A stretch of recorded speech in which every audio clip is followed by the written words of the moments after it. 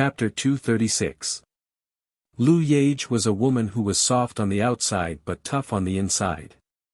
Otherwise, she would not have supported her broken home alone. Seeing that Long Xiang tried to molest her, she began to struggle and slapped Long Xiang hard in the face. "Bitch, how dare you? How dare you hit me?" Long Xiang wiped the blood from the corner of his mouth and said ferociously, "If I don't do it today, your surname will not be Long. Your surname isn't Long anymore. Have you forgotten what I do for a living? Do you believe that I won't get someone to sell your sick daughter to Africa right now? Many rich people there have special hobbies. Anyway, she has leukemia, so she doesn't care about getting another AIDS. How dare you?" Although Lu Yage spoke tough, she was extremely afraid. She was not afraid of death, but she was afraid that her daughter would be wronged. There's nothing in this world that the Flying Dragon Special Forces doesn't dare to do. From now on, you better serve me well. If not, you can go to Africa to pick up your daughter. After that, he rushed to Lu Yage with a lewd smile. This time, Lu Yage completely lost the courage to resist. She clenched her fists tightly and shed tears of grievance. For her daughter, she could only endure all this. Long Xiang was proud. Just as he was about to enjoy the beautiful woman in front of him, the doors suddenly opened and a yellow-haired gangster rushed in from the outside. "Prince, it's bad," the yellow-haired gangster said breathlessly. Long Xiang pulled up his trousers that had just been taken off and said angrily, "If you don't give me a proper reason today, I will cut you." The yellow-haired gangster cried, "Prince, the big boss is coming." "The big boss is coming? What is he doing here? Where is he now?" Long Xiang's eyes flashed a touch of panic and he quickly put on his clothes. "He's already at the door. I'm in a hurry to tell you." Long Xiang said to the yellow-haired gangster, "Look after this woman for me. Don't let anyone find her, and don't let her run out." After that, he hurried out of the private room and went to the bar lobby. As soon as he went out, he saw a middle-aged man coming, followed by more than 20 bodyguards in black. "Godfather, why didn't you call me first when you came? I could have picked you up." Long Xiang greeted him with a charming smile, and the middle-aged man opposite him was Long Haisheng, the underground leader of Jiangnan City. Although Long Xiang's face was smiling like a chrysanthemum, his heart was in a mess. He was extremely nervous. In the past, his godfather had given him nearly half of the business to manage, but he had never asked about it. Why did he suddenly come to his door today? This gave him a bad premonition. "It's nothing. I'm just here to take a look," Long Haisheng said and went straight to the private room. Today, besides the bodyguard captain, Dafei, there was another young man by his side. This person was not tall. He was barely 1.7 meters tall. His skin was dark, and it was obvious that he was not from Wuxia. However, the muscles all over his body were like cast iron, and his face was fierce and unruly. His name was Banier, a well-known boxing champion in Thailand. After the last murder, Long Haisheng specially invited him from Thailand to strengthen the strength around him. Seeing Long Haisheng going to the private room, Long Xiang was shocked. Lu Yage was locked up in that room. If Long Haisheng found out what he had done, he would be cut directly. He hurried forward and said, "Godfather, there was a little problem in that room 2 days ago. It is being renovated. Let's rest here." Then he led Long Haisheng to a private room next door. Fortunately, Long Haisheng did not care about the room and followed him into the room, which made Long Xiang secretly relieved. After Long Haisheng sat down on the sofa, Long Xiang hurried to give him cigars, then served him tea, and served him flatteringly. After taking 2 puffs, Long Haisheng said, "How's our business recently?" Long Xiang said, "Business is good. It's all good." "Oh." Long Haisheng glanced at him and said, "Give me the account book. I'll have a look." "Ah." Long Xiang was shocked. He did not expect that Long Haisheng would come to check his account today. He was a distant nephew of Long Haisheng. He had no other skills, but he was good at flattering. After Long Xiaobao was diagnosed with leukemia, he tried to please Long Haisheng and recognized him as his godfather.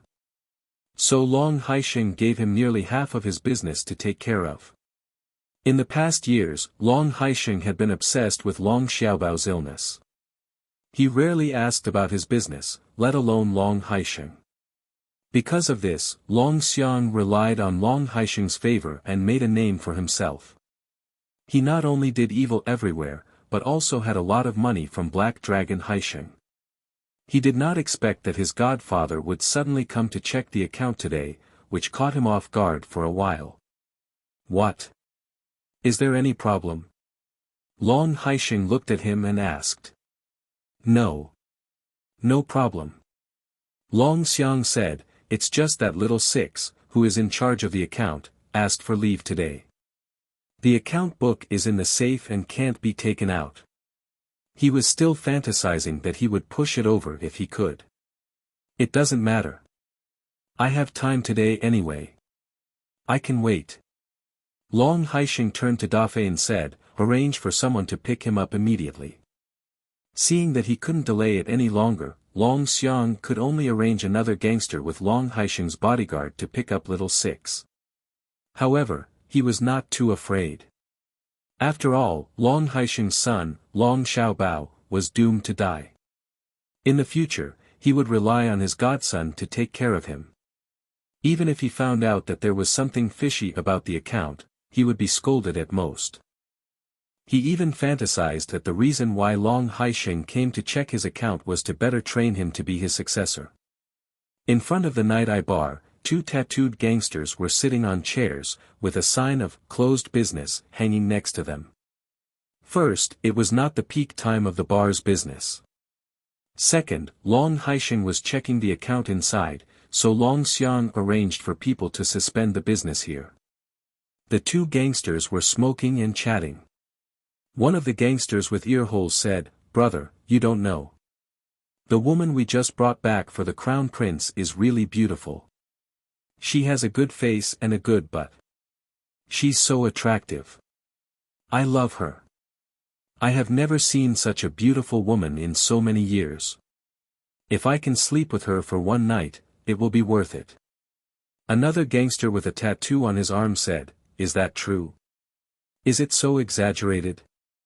There are many beautiful girls in our bar. Can't they be compared with that woman?" "No. Absolutely not." The hooligan with pierced ears said, "This woman is the best. Although she has a child, her figure is absolutely intact. Moreover, her coquettish appearance makes people's hearts itch just thinking about it. I can't wait to push her down immediately." "You mean this woman has given birth to a child? What's wrong with giving birth to a child? You don't understand. Mature women are the best. Otherwise, why would the prince spend so much effort to get her here? I'm tempted by your words. But according to the prince's temper, when he has enough fun, maybe it will be our turn. At that time, we can also have fun." Speaking of this, the two of them laughed together. Just then, a man holding a little girl appeared in front of them. Qin Haodong's six senses were sharp. He heard their conversation clearly. He suddenly became furious. He grabbed the collar of the tattooed gangster and asked in a cold voice, "Tell me, where did you hide that woman? Boy, do you want to die? Do you know where this is? This is the Night Eye Bar, the prince's territory. Let me go, or your whole family will be thrown into the river to feed the fish tomorrow." The tattooed gangster was also reckless. At this time, he still dared to threaten Qin Haodong. Before he finished speaking, he had flown out and smashed the fiberglass door of the bar. Countless bones in his body were broken. He lay on the ground and spat out mouthfuls of blood. After that, Qin Haodong reached out and grabbed the gangster with ear piercings. He asked murderously, "I'll only ask you once.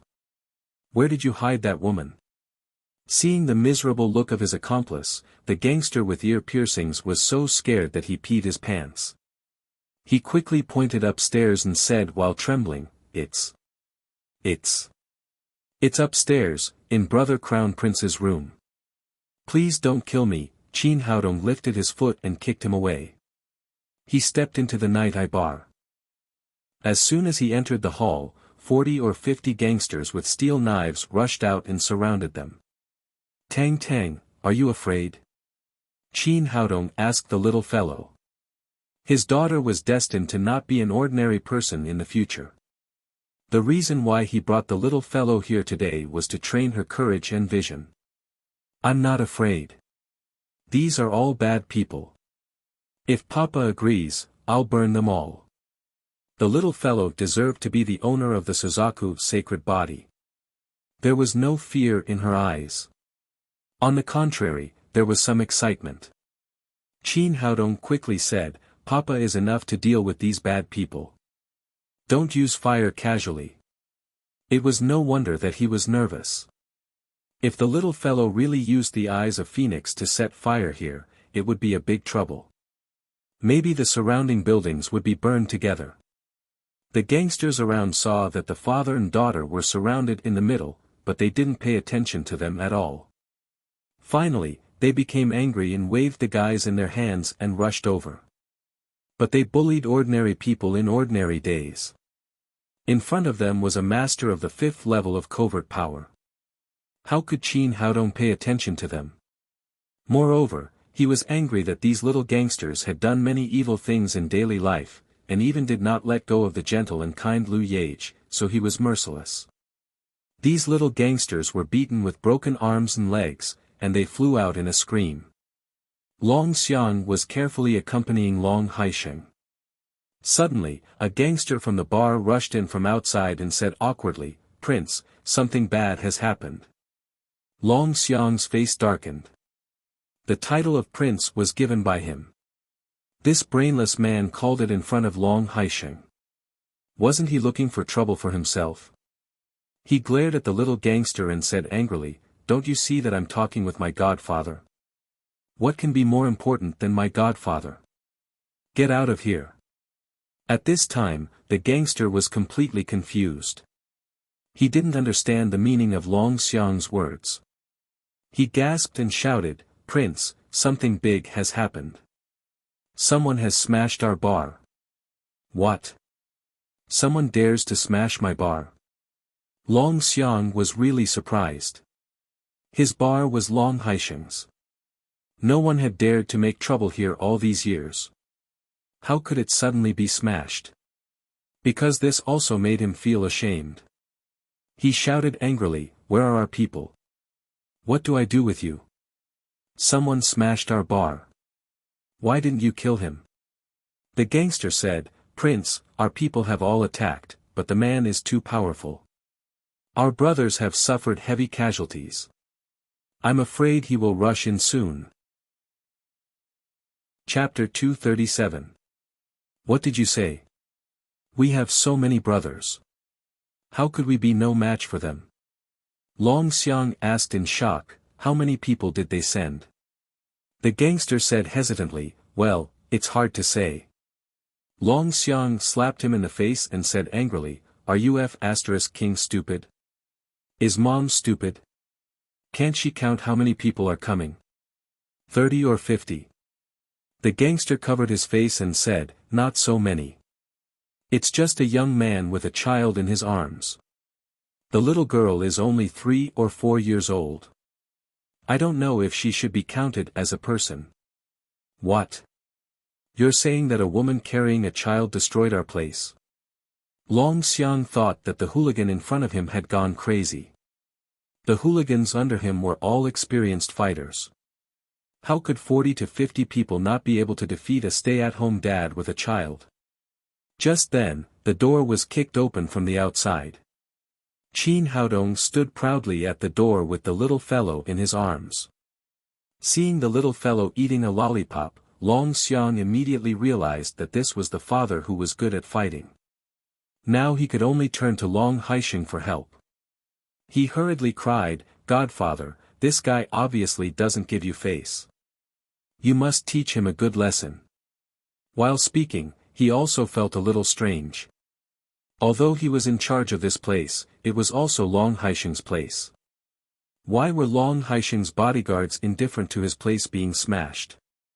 He didn't know that the people brought by Long Haisheng had either been beaten by Qin Haodong or were very familiar with Qin Haodong.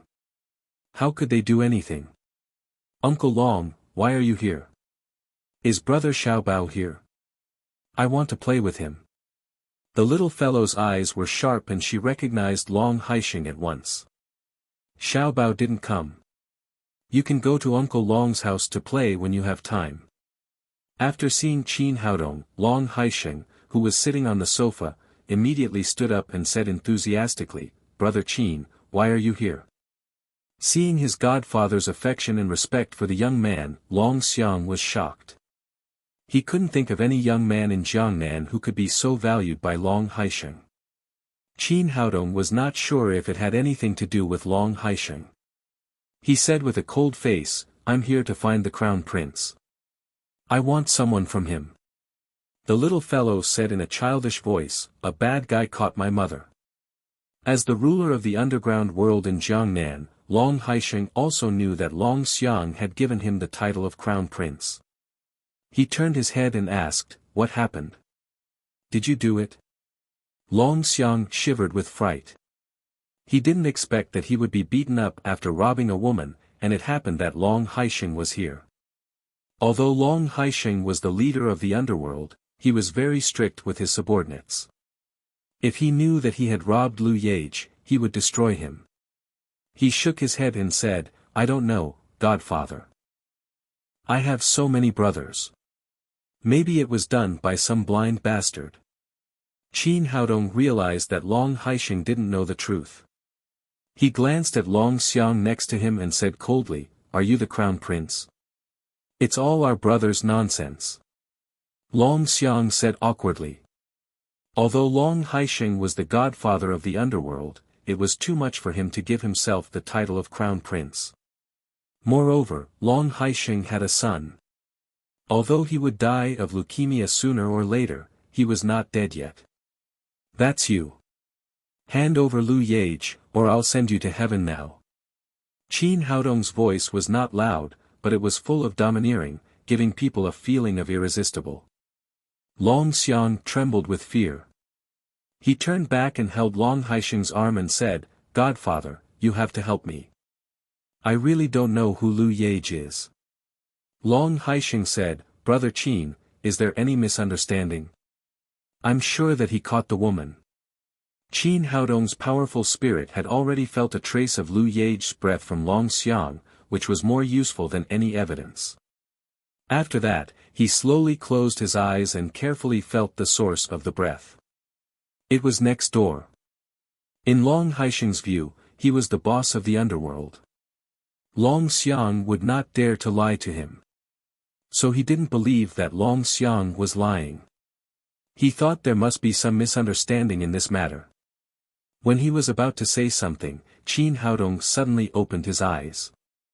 He held the little fellow in his left hand and punched the wall next to him with his right hand.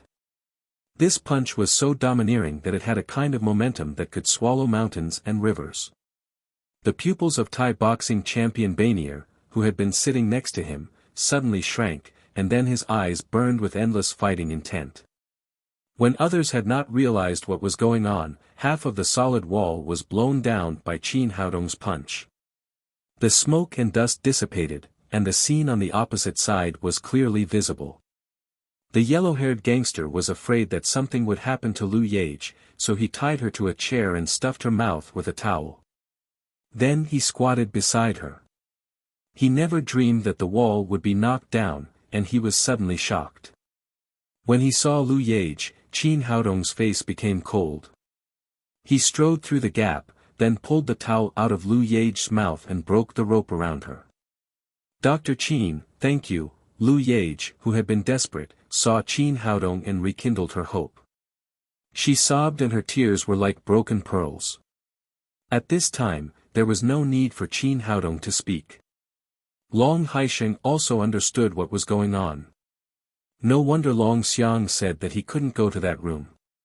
It turned out that there was a woman in it. He had always thought that he could not lie to his adopted son, but he was full of lies. Bastard, kneel down. Long Haisheng slapped Long Xiang's face, leaving a bright red palm print. Godfather, I was wrong. Please forgive me this time. Seeing that the matter was exposed, Long Xiang fell to his knees and kept slapping his mouth. He began to play the pity card. Long Haisheng said angrily, "Tell me, what the hell is going on? Didn't you say you didn't know? How did this woman come here?" Long Xiang stammered for a long time, but he couldn't say anything. It was impossible to lie now, but he didn't dare to tell the truth. He was afraid of being beaten to death by Long Haisheng. Long Haisheng turned to Lu Yage and said, "Young lady, tell me, what the hell is going on?" Lu Yage didn't know Long Haisheng. She turned to Qin Haodong and asked for his opinion. Qin Haodong said, "Sister Lu, this is brother Long Haisheng. You can tell the truth. He will give you a fair explanation for what happened today." This was said not only for Lu Yage, but also for Long Haisheng.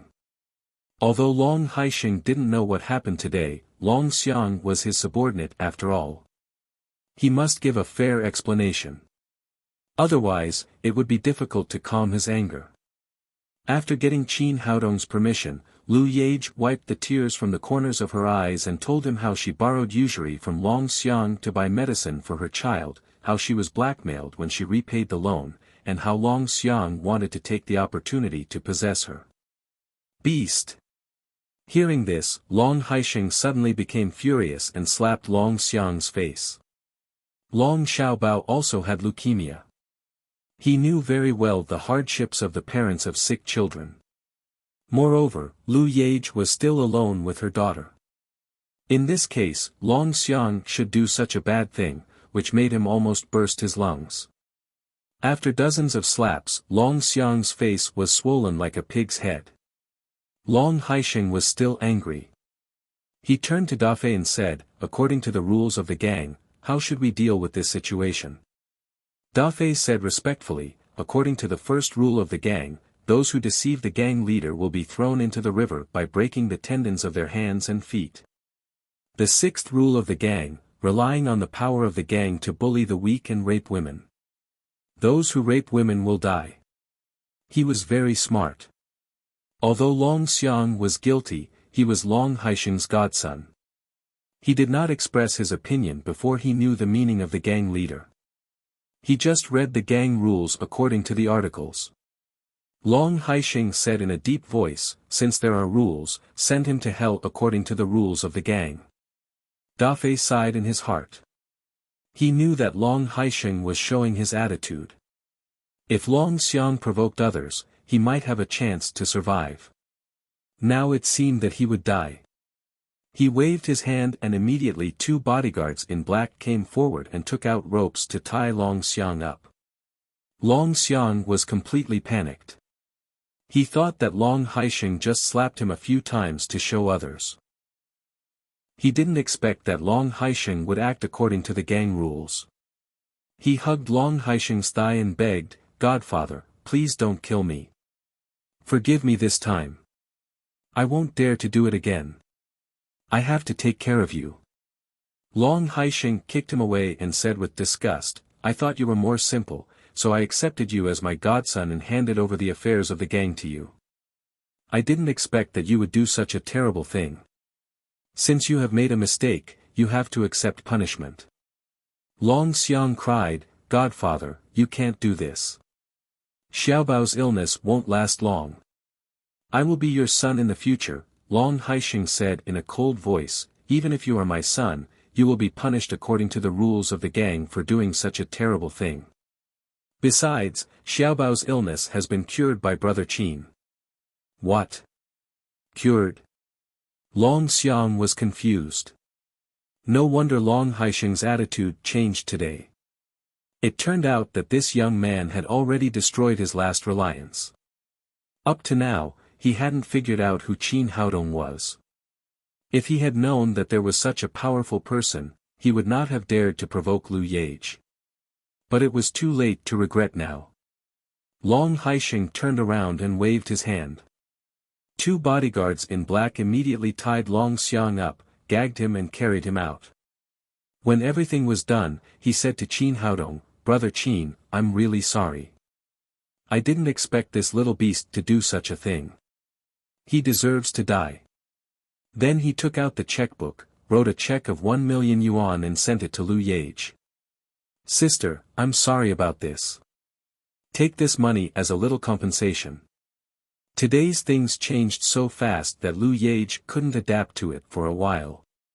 At the beginning, she was desperate and thought that she would be destroyed by Long Xiang. But Qin Haodong changed everything. First, he rescued her. Then Long Haisheng punished Long Xiang according to the gang rules. In the blink of an eye, he gave her 1 million yuan as compensation. Taking a deep breath, she said, "Brother Long, it's all over. I can't take the money." Long Haisheng said, "Sister, my son also had leukemia and was cured by Brother Qin. It's not easy for you to take care of your child alone. You can take the money to support your family." Qin Haodong then said, "This money is given to you by Brother Long. You can take it." Seeing Qin Haodong agree, Lu Yage also accepted the check. The matter had been solved. Qin Haodong was ready to leave with Lu Yage. Wait a minute. At this time, a heavy voice sounded. Everyone looked in the direction of the voice. It was Thai boxing champion Banier. He looked at Qin Haodong with burning eyes and said, "You are very powerful. I want to fight with you." Chapter 238. Banier, don't mess around. This is my brother. Long Haisheng didn't expect that the Thai boxing champion would challenge Qin Haodong, so he quickly stood up to stop him. But at this time, Banier's eyes were burning. He stared at Qin Haodong with a strong desire to fight in his eyes. He didn't seem to hear Long Haisheng's words. He had always been a martial arts addict. This time, he came to Wuxia to be a bodyguard for Long Haisheng. On the one hand, he wanted to make money, on the other hand, he wanted to see the warriors of Wuxia. As the saying goes, when an expert makes a move, you will know whether he is real or not.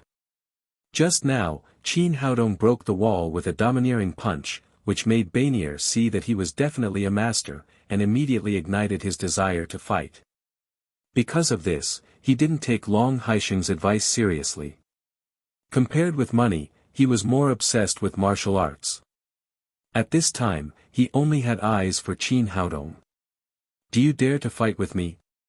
He took 2 steps forward, and a strong and valiant aura spread out. The bulging muscles all over his body formed a sharp contrast with Qin Haodong's weak image, as if he could poke Qin Haodong's body with just one finger. Banier looked at Qin Haodong with burning eyes, full of expectation. Qin Haodong held the little fellow and looked back at him. Their eyes collided in the air. Just when everyone thought that the two masters would meet and there would be sparks, Qin Haodong said lightly, "I'm sorry, I'm not interested." Banier was very powerful in the eyes of others, but he was nothing in his eyes. A little Thai boxing champion who had not even reached the level of covert power stood up to challenge him. This was no different from a joke. It was really difficult to arouse his interest. Most of the people present thought that Qin Haodong was afraid of Banier, but he was just a doctor. Even if he couldn't beat the boxing champion, there was no shame. Just when everyone thought that Banier would stop, the stubborn boxing champion became stubborn. He stood in front of Qin Haodong and said with burning fighting intent, "No, you are a master. I must fight with you. I'm sorry, I'm very busy. I don't have the time." Qin Haodong said indifferently, "If you have to fight, you win." As soon as he said this, Banier seemed to be greatly insulted. He growled, "Wuxia man, are you looking down on me?" When he got angry, his momentum suddenly soared, like a furious beast. The people around him could not bear the powerful momentum and stepped back. Qin Haodong didn't seem to feel it and still said lightly, "You can understand it that way." Seeing that the Thai boxing king was about to lose control of his emotions, Long Haisheng cried, "Banier, I've said that Dr. Qin is my brother. I know, I won't hurt him." Banier cried emotionally, "But I have to fight with him today. It's about the glory of a boxer and the glory of Muay Thai." Qin Haodong glanced at this guy and thought to himself, "Is there something wrong with you?" Qin S with TLLS, Qint T1, Long Haisheng's face darkened. The boxing champion was invited by him at a high price. Someone had said before that this guy was violent and had big fists but no brains. Now it seemed that it was true. Banier stared at Qin Haodong and said word by word, "I saw your punch just now. It was full of strength. I can see that you are a master from this punch, so I want to see your moves again." "I'm sorry. You really can't." Qin Haodong said, "Get out of the way. I have something to do." "What will make you fight with me?" Banier cried excitedly, "As long as you can beat me, I'll give you 200,000 yuan. If you lose, you can leave right away. How about that?" He was a martial arts fanatic as well as a boxer. In his eyes, the temptation of money was the greatest. "Tempting me with money?" Qin Haodong looked at Banier and said, "Not everyone values money so much, 400,000 yuan. Banier doubled the price. "I regard money as dirt. 800,000 yuan. Banier gritted his teeth and cried. Today he would fight with this young man anyway. And he was not short of money. Long Haisheng hired him with a salary of more than 1 million yuan. "Well, hurry up." As soon as he said this, everyone's eyes were broken. "Don't you value money so much? Don't you regard money as dirt? Why did you agree in a twinkling of an eye?" In fact, Qin Haodong really didn't care about the 800,000 yuan, but he had been provoked again and again, which was related to a man's dignity. If he didn't accept the challenge, what would people around him think? What would Lu Yage think? What would his daughter think? Moreover, the other party was a Thai. If it was known, it would be embarrassing for the martial arts world of Wuxia. Seeing that he agreed so quickly, Banier was also stunned for a moment. When he reacted, he said without hesitation, "Let's start now. If you win, I'll give you 800,000 yuan. He said it very straightforwardly, but he didn't think that Qin Haodong could take away his money. He had been in the underground boxing ring for so many years and had never been defeated. "Come on, let's have a good fight." Banier became more and more excited. He raised his hand and tore off his coat, revealing his steel-cast muscles. Qin Haodong still stood there with the little fellow in his arms. "If you want to fight, let's fight. I'm in a hurry. Why don't you put the child down? Don't you need to prepare?"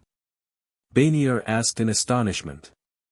In his opinion, Qin Haodong should at least put the child down, otherwise how could he fight with a child in his arms? Qin Haodong said, "I don't need to deal with you. Hurry up." Now, in everyone's view, Qin Haodong was a little arrogant. Banier was a famous Thai boxing champion in Thailand. Those gangsters under the Flying Dragon Special Forces could not compare with him. Long Haisheng was also worried about him and said, "Brother Qin, why don't you let me take care of Tang Tang first?"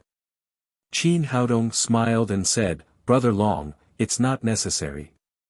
It's really not necessary to deal with such a person. Boy, you're courting death." Seeing that Qin Haodong despised him so much, Thai boxing champion Banier suddenly became angry. He raised his hand and punched Qin Haodong's face. As soon as an expert made a move, one would know whether he was real or not. Banier's punch was fast and fierce, and even the surrounding air made a hissing sound. It seemed that the title of Thai boxing king was not undeserved. Qin Haodong gently dodged Banier's punch with the little fellow in his arms and said, "I'll give you another chance. You must do your best, or you won't have another chance." Banier's punch seemed fierce, but he didn't show all his strength. He wanted to let Qin Haodong see his power, and then put the little fellow down and have a good fight with him. At this time, seeing that Qin Haodong easily avoided the punch, Banier immediately put away his contempt. He cried excitedly, "In this case, let me see your exquisite boxing skills." After that, he put on the starting gesture of Thai boxing with a dignified look, and then suddenly punched Qin Haodong in the chest. Compared to the previous punch, the speed of this punch was twice as fast, and the force behind it was even greater. The expressions of the onlookers changed at the same time. They were all shocked by the momentum of this punch. Some people said that Banier could kill a cow with a punch. Now it seemed that this was definitely not a rumor. But Qin Haodong didn't care at all. He held the little fellow in his left hand and punched with his right hand. His punch was in sharp contrast to Banier's. It was not fast, and it seemed to have no strength. It was not even as powerful as the punch that had just hit the wall. Lu Yage, who was standing behind him, involuntarily bit her lip. Her eyes were full of worry. Although she didn't know martial arts, she could see that this Thai was not easy to deal with. Long Haisheng frowned. In his opinion, Qin Haodong was a little arrogant. Banier was the Thai boxing champion, absolutely not ordinary people. Just then, the two fists collided with a muffled bang. The result was far beyond everyone's expectations. Qin Haodong was still holding the little fellow calmly, while Thai boxing champion Barnil, who had been full of momentum just now, flew out as if he had been hit by a cannonball, and his whole body hit the wall behind him. Banier paused on the wall for 4 or 5 seconds before falling down. There was a clear human-shaped mark on the wall behind him, which showed how powerful Qin Haodong's punch was. Not only that, after Banier fell to the ground, he spat out 3 mouthfuls of blood in succession, and then his eyes turned over and he fainted. Thai boxing champion Banier was defeated with one punch, and everyone present was shocked. What kind of monster was this? Was he too strong? The most shocked was Dafei. He had fought with Qin Haodong before. Although he was defeated badly, Qin Haodong was far less powerful than he was now. Less than a month had passed, and Qin Haodong had made such great progress, which shocked him more and more. Long Haisheng also couldn't close his mouth. He only knew that Qin Haodong was very strong, but he didn't know how strong he was. Banier was famous in the Thai boxing circle and was known as the Thai boxing king. He had spent a lot of money to invite him. But now he couldn't even resist one punch from Qin Haodong. Was Banier too weak or Qin Haodong too strong? Seeing Banier fainting on the ground, Qin Haodong shook his head. It was lucky that he hadn't been killed by others. He went over, bent down, and slapped Banier's chest several times. Banier spat out another mouthful of blood, but this time it was extravasated blood. After spitting it out, he woke up, and his chest felt a little more comfortable. "Get up, don't pretend to be dead." Banier looked at Qin Haodong. At this time, there was no fighting intent in his eyes, but full of worship and enthusiasm. Originally, he wanted to see how exquisite Qin Haodong's boxing technique was. Unexpectedly, Qin Haodong didn't need to use his boxing technique at all. He just knocked him out with one punch. "Master." Banier knelt down in front of Qin Haodong. "Master, please accept me as an apprentice. I want to learn Wuxia Kung Fu from you." At this time, the Thai boxing king was convinced. After so many years in the boxing circle, today he saw what a master was. "I'm not interested. You'd better be a boxing king." Qin Haodong turned around and left. What kind of person was he? First, he pestered him to fight, and if he lost, he asked him to be his master. It was really annoying. Not to mention that he didn't want to accept apprentices. Even if he did, he would not accept people like Banier. His aptitude was really ordinary. He just stimulated the human body's potential by devil training. Since the potential was gone, there would be no room for improvement in the future. Big Brother Long has my account number. Remember to transfer your money over. After Qin Haodong finished, he waved to Lu Yage, who was stunned, and then left the Night Eye bar with the little fellow in his arms, leaving Thai boxing King Banier kneeling there alone. Chapter 239. After leaving the Night Eye bar, Qin Haodong first found a pharmacy, bought a lot of glass bottles, syringes and other utensils, and then returned to Lu Yage's home. The lame man and Nyonyo had been waiting in front of the door. When they saw Lu Yage coming back, Nyonyo immediately threw herself into her arms. The mother and daughter cried bitterly. Well, don't cry. It's over. Qin Haodong comforted Lu Yage and her daughter and then said, Look, what I brought. Qin Haodong took out the glass bottle filled with blood revival oral liquid. Lu Yage wiped her tears and looked at the emerald liquid in the glass bottle. She asked, Dr. Qin, what is this? This is my newly developed blood revival oral liquid, which can cure leukemia completely. He took 2 glasses, poured a little into each, and then gave them to the lame man and Nyonyo. Drink it. After drinking it, you will be cured. Dr. Qin, is this true? Hearing that the liquid could cure leukemia completely, the lame man's hands trembled with excitement. Fortunately, there was only about 5 milliliters of blood revival oral liquid in the glass, otherwise he would have spilled it. Qin Haodong said with a smile, You will know after drinking it. I didn't ask you for money. If someone else had said this, the lame man would have sneered at it, because there was no effective treatment for leukemia at present. However, after witnessing Qin Haodong's magical medical skills yesterday, he now believed in this young doctor. The lame man raised his head and drank all the liquid in the glass. Nyonyo also drank it. Most of Nyonyo's disease had been cured by Qin Haodong. At this time, drinking the blood revival oral liquid regulated her internal cause of disease, so the human body did not feel too obvious. On the other hand, Cripple was different. 5 minutes after drinking the medicine, he felt his whole body heat up, as if he had drunk fresh soup. Every pore on his body exuded an indescribable sense of comfort, and the feeling of weakness disappeared. The deathly pale face of leukemia patients was replaced by a faint blush. Qin Haodong felt the pulse of Nyonyo and the lame man respectively. Finally, he said, You are cured. You don't need to take medicine anymore. Dr. Qin, thank you.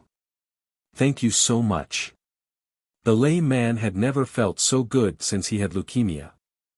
He immediately knelt down and kowtowed to Qin Haodong. You're welcome. This is what I promised you. Qin Haodong helped the cripple up and said, I'll help you to the end. I'll cure your leg as well. My leg has been injured for more than 10 years. Can it be cured? Cripple asked excitedly. It's much simpler than treating leukemia. After saying that, Qin Haodong asked the cripple to lie on the bed. Then he took out the silver needles and used the revival acupuncture method to repair the atrophied muscles in his legs. 10 minutes later, Cripple threw away the walking stick in his hand and started to walk freely on the ground. Dr. Qin, you are really a miracle-working doctor. You deserve the title of medical sage. Thank you so much. The cripple was so excited that he burst into tears and was about to kowtow to Qin Haodong again. Qin Haodong held him and said, You don't have to kowtow.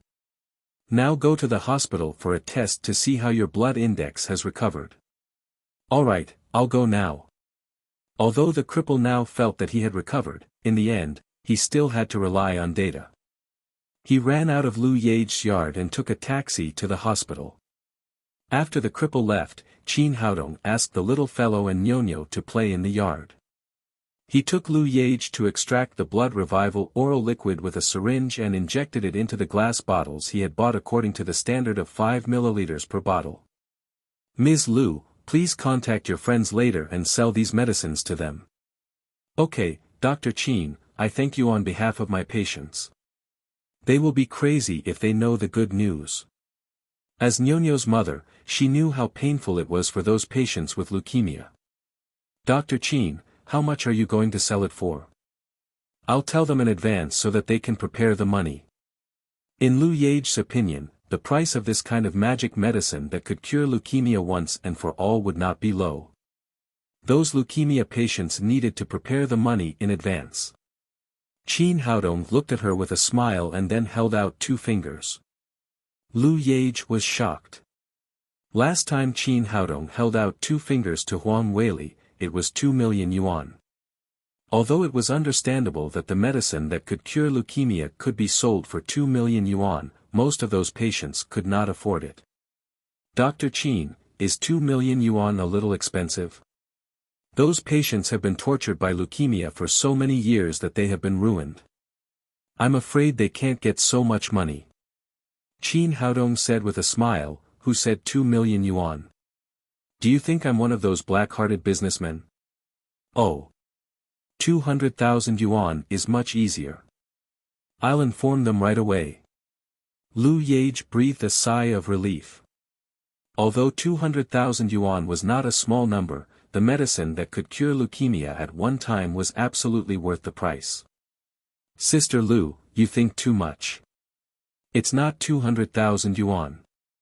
How much is that? Lu Yage asked in surprise. If this medicine was sold for 20,000 yuan a bottle, it would be lower than the price of Biconstantine, which could only relieve symptoms for a month. It's 2 yuan. Qin Haodong said, shaking 2 fingers. 2 yuan. Oh my God, did I hear you right? Lu Yage almost bit off her tongue. Yes, it's 2 yuan. Qin Haodong said with a smile, yesterday I promised to treat everyone. I picked these medicines from the mountains. There is no cost. The medicine is free. I just need to collect the money for the glass bottles. In Jiangnan Hospital, the lame man held the test results in his hand and jumped up excitedly again. The test sheet in his hand clearly showed that all his blood indexes were normal, which meant that his leukemia was completely cured. What's the matter, lame man? Why are you so happy? A doctor in a white coat came over. He was Zhang Xiaoping, the attending physician of the hematology department of Jiangnan Hospital. He diagnosed the lame man's leukemia. Dr. Zhang, my leukemia is cured, completely cured. The lame man shouted excitedly. It attracted the attention of countless people in the hospital corridor, but these people looked at him with pity in their eyes, thinking that another sick person was crazy. Zhang Xiaoping also shook his head and said, Lame man, since you are sick, treat it well. Don't make yourself crazy because of this. Dr. Zhang, I'm not crazy. I'm really cured. The lame man waved the test sheet in his hand and said, Look at the test results. All my blood indexes are normal. I'm really cured. After that, he did not give the test sheet to Zhang Xiaoping. Instead, he rushed out of the hospital excitedly. He was eager to tell Qin Haodong the news. What's the matter? Is he really cured? Zhang Xiaoping didn't believe it at first, but seeing the lame man's good physical condition, he really didn't look like a person with leukemia. With a trace of doubt, he went to the laboratory, turned on the computer, and pulled up the lame man's test record. When he saw the data displayed on the computer, he suddenly widened his eyes. The lame man's test results were really normal, which was completely different from the results of previous tests. He called the nurse in charge of the blood test and said, Xiao Wang, are you sure this man didn't make a mistake when drawing blood? The young nurse looked serious and said, Yes, he is also an old patient of our hospital. How could I make a mistake? That's strange. He printed out all the lame man's medical records, and then hurried to the vice director's office. The vice director, Zhang Xiaoan, was Zhang Xiaoping's cousin. After entering the door, Zhang Xiaoping said, Brother, something strange happened today. A diabetic actually said he was cured. Zhang Xiaoan burst into laughter and said, Xiaoping, you are also a hematologist in our hospital. You even believe this. Leukemia is now an incurable disease. If you have money, it can be effectively alleviated. It's impossible to say that it's completely cured, unless he met an immortal. I thought so at first, but look at his test results. He's really cured. With that, Zhang Xiaoping spread all the lame man's medical records in front of Zhang Xiaoan. Zhang Xiaoan looked at it carefully, and the smile on his face slowly disappeared. Finally, he said seriously, "Are you sure that today's test results are correct?" Zhang Xiaoping said, "I've already asked the nurse on duty. She said it must be correct. We can't be careless about this. Let me check it again." Zhang Xiaoan said, turned on the computer on his desk, retrieved the surveillance video of the blood test department, and confirmed that it was the lame man himself who drew the blood. That's strange. Since there's no problem with the blood, how did he recover from his illness? Zhang Xiaoan held his chin and thought for a long time. Finally, he said, "Xiaoping, this matter ends here. Don't say anything." "Why?" Zhang Xiaoping asked in surprise. "Do you still need to ask? Leukemia is impossible to cure. Since there's no problem with today's blood test, you misdiagnosed him at the beginning. He doesn't have this disease at all. If this matter is spread, it will not only affect the reputation of our hospital, but also bring you huge losses, so it must be kept secret." "I misdiagnosed him. That's impossible, right?" Zhang Xiaoping said with a stunned face. "If it's not a misdiagnosis, can you have any other explanation? Even if you have, can anyone believe it? This. I'll listen to you, brother. I'll keep it secret." Zhang Xiaoping had nothing to say for a while. It was true. If this matter was spread, it could only be thought that he had misdiagnosed him at the beginning. Moreover, it had been too long. He was not sure if he had really misdiagnosed him at that time. Qin Haodong and Lu Yage finished distributing all the liquid, no more and no less, exactly 100 portions. At this time, the lame man ran in from outside excitedly. "Dr. Qin, look, I'm really cured." As he said this, he sent the test sheet to Qin Haodong. "Not bad." Qin Haodong took the test sheet and glanced at it. This result was what he expected. His pulse was much more accurate than this instrument.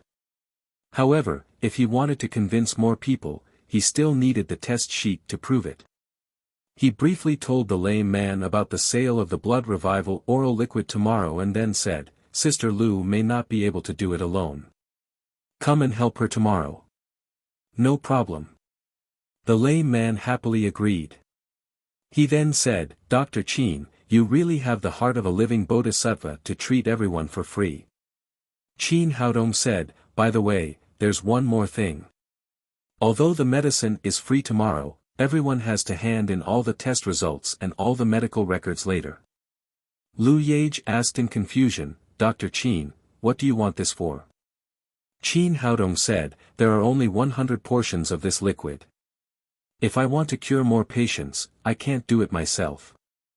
I have to rely on the mass production of enterprises. Therefore, I want to set up a pharmaceutical company to mass produce insurance oral liquid. However, there are conditions for mass production. The formula of this medicine must be approved by the Drug Administration, so I need the treatment data of 100 patients." Chapter 240. Lu Yage said excitedly, "If this medicine can be mass-produced, it will be a great contribution. I thank you on behalf of more than 4 million leukemia patients in Wuxia." The lame man said, "Dr. Qin is doing a good thing, but I'm afraid that some people will run away after they are cured. If we can't find them, we can't get the medical records back. I'm afraid we can't get 100 copies of data." Lu Yage said, "That's easy. Although our medicine is free, we can charge a deposit in advance. Then we can let the cured patients use the medical records to collect the deposit, so that we can get it back." Qin Haodong nodded. It seemed that Lu Yage was still very business-minded. She thought of a solution so quickly. That's it. I'll leave it to Sister Lu. It was getting late. Qin Haodong refused Lu Yage's invitation to stay and went home with the little fellow. After dinner, the little fellow went to play with Dumao and Ermao.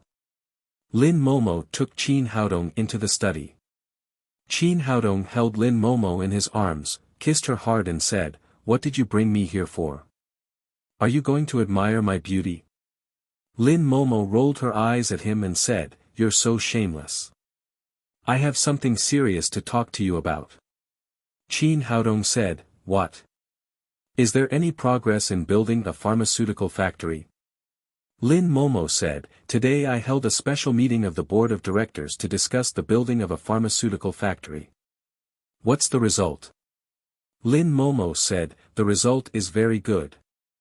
The directors of the group are not stupid. How can they miss such a good business opportunity?"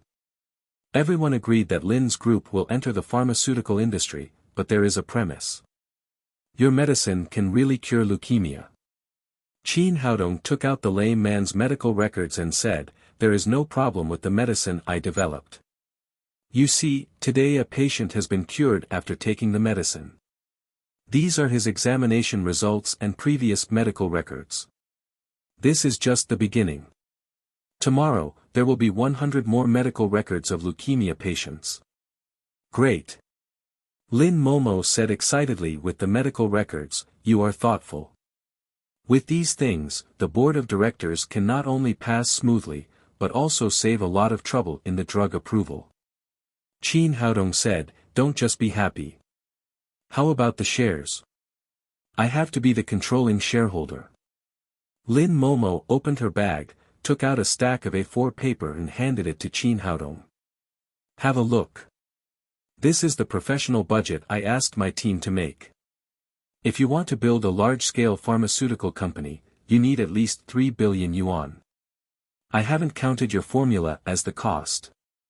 Qin Haodong flipped through it briefly. He was not very good at these things, so he said, "I don't understand this stuff. Just tell me, can you do it or not?" Lin Momo said, "I discussed this matter at the board meeting. In the end, I could only give you 40% of the shares." Qin Haodong said, "You're really short-sighted. The prescription that can completely cure leukemia is a priceless treasure no matter where it is. You only gave me such a small share. It seems that you don't have the sincerity to cooperate." Lin Momo said, "In fact, this is also normal, because what you have now is only a formula. How much this medicine can cure leukemia needs to be further tested. We don't know if there are other side effects. These risks need to be borne by Lin's group, so it's reasonable to give you 40% of the shares. You have to have 51% of the shares." Qin Haodong said, "Well, I'll take a step back. I'll give you the formula and 500 million yuan, and then I want 51% of the shares. If you agree, we'll cooperate. If not, I'll find another way." In fact, with Qin Haodong's current resources and connections, it was very easy to find 3 billion yuan. At least old Maldini's investment bank would be happy to invest. The reason why he cooperated with Lin's group was that he didn't want foreigners to earn the money, and Lin Momo was the only heir of Lin's group. If the directors of Lin's group really didn't know what was good for them, he would kick them out without hesitation. Lin Momo said, "I gave you 40% of the shares before, which means that your formula is valued at 2 billion. If you add another 500 million yuan, it will be 2.5 billion yuan. The possibility of our cooperation is still very high." The joint venture to build a pharmaceutical factory was almost discussed. Early the next morning, Lin Momo hurried to Lin's group for a board meeting. Qin Haodong took the little fellow to the van sent by Zhang Tiniu. After returning from Shenangjia, he contacted Nailan Wushuang and asked her to help him choose a cemetery with excellent feng shui. At the same time, he prepared a large number of wreaths, and corresponding items for priests. Today, he was going to take the little fellow to bury Sikongjaishing and let the deceased predecessor of the cultivation world rest in peace. When they went out, Dumao and Ermao followed the little fellow closely. It seemed that they also wanted to go out for a breath of fresh air. The little fellow said, "Let's take Dumao and Ermao with us. You see how poor they are at home. Well, let's take them with us."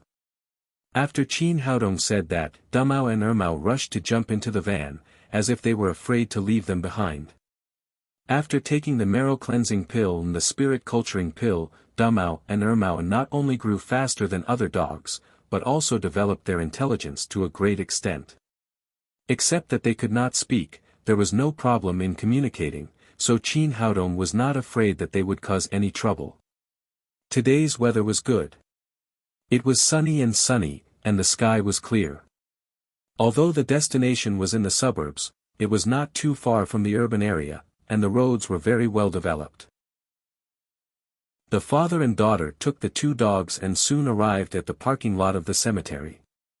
This was a newly developed cemetery, located on a not too steep hillside, facing the sea. From the perspective of feng shui, this was definitely a treasure land for burial.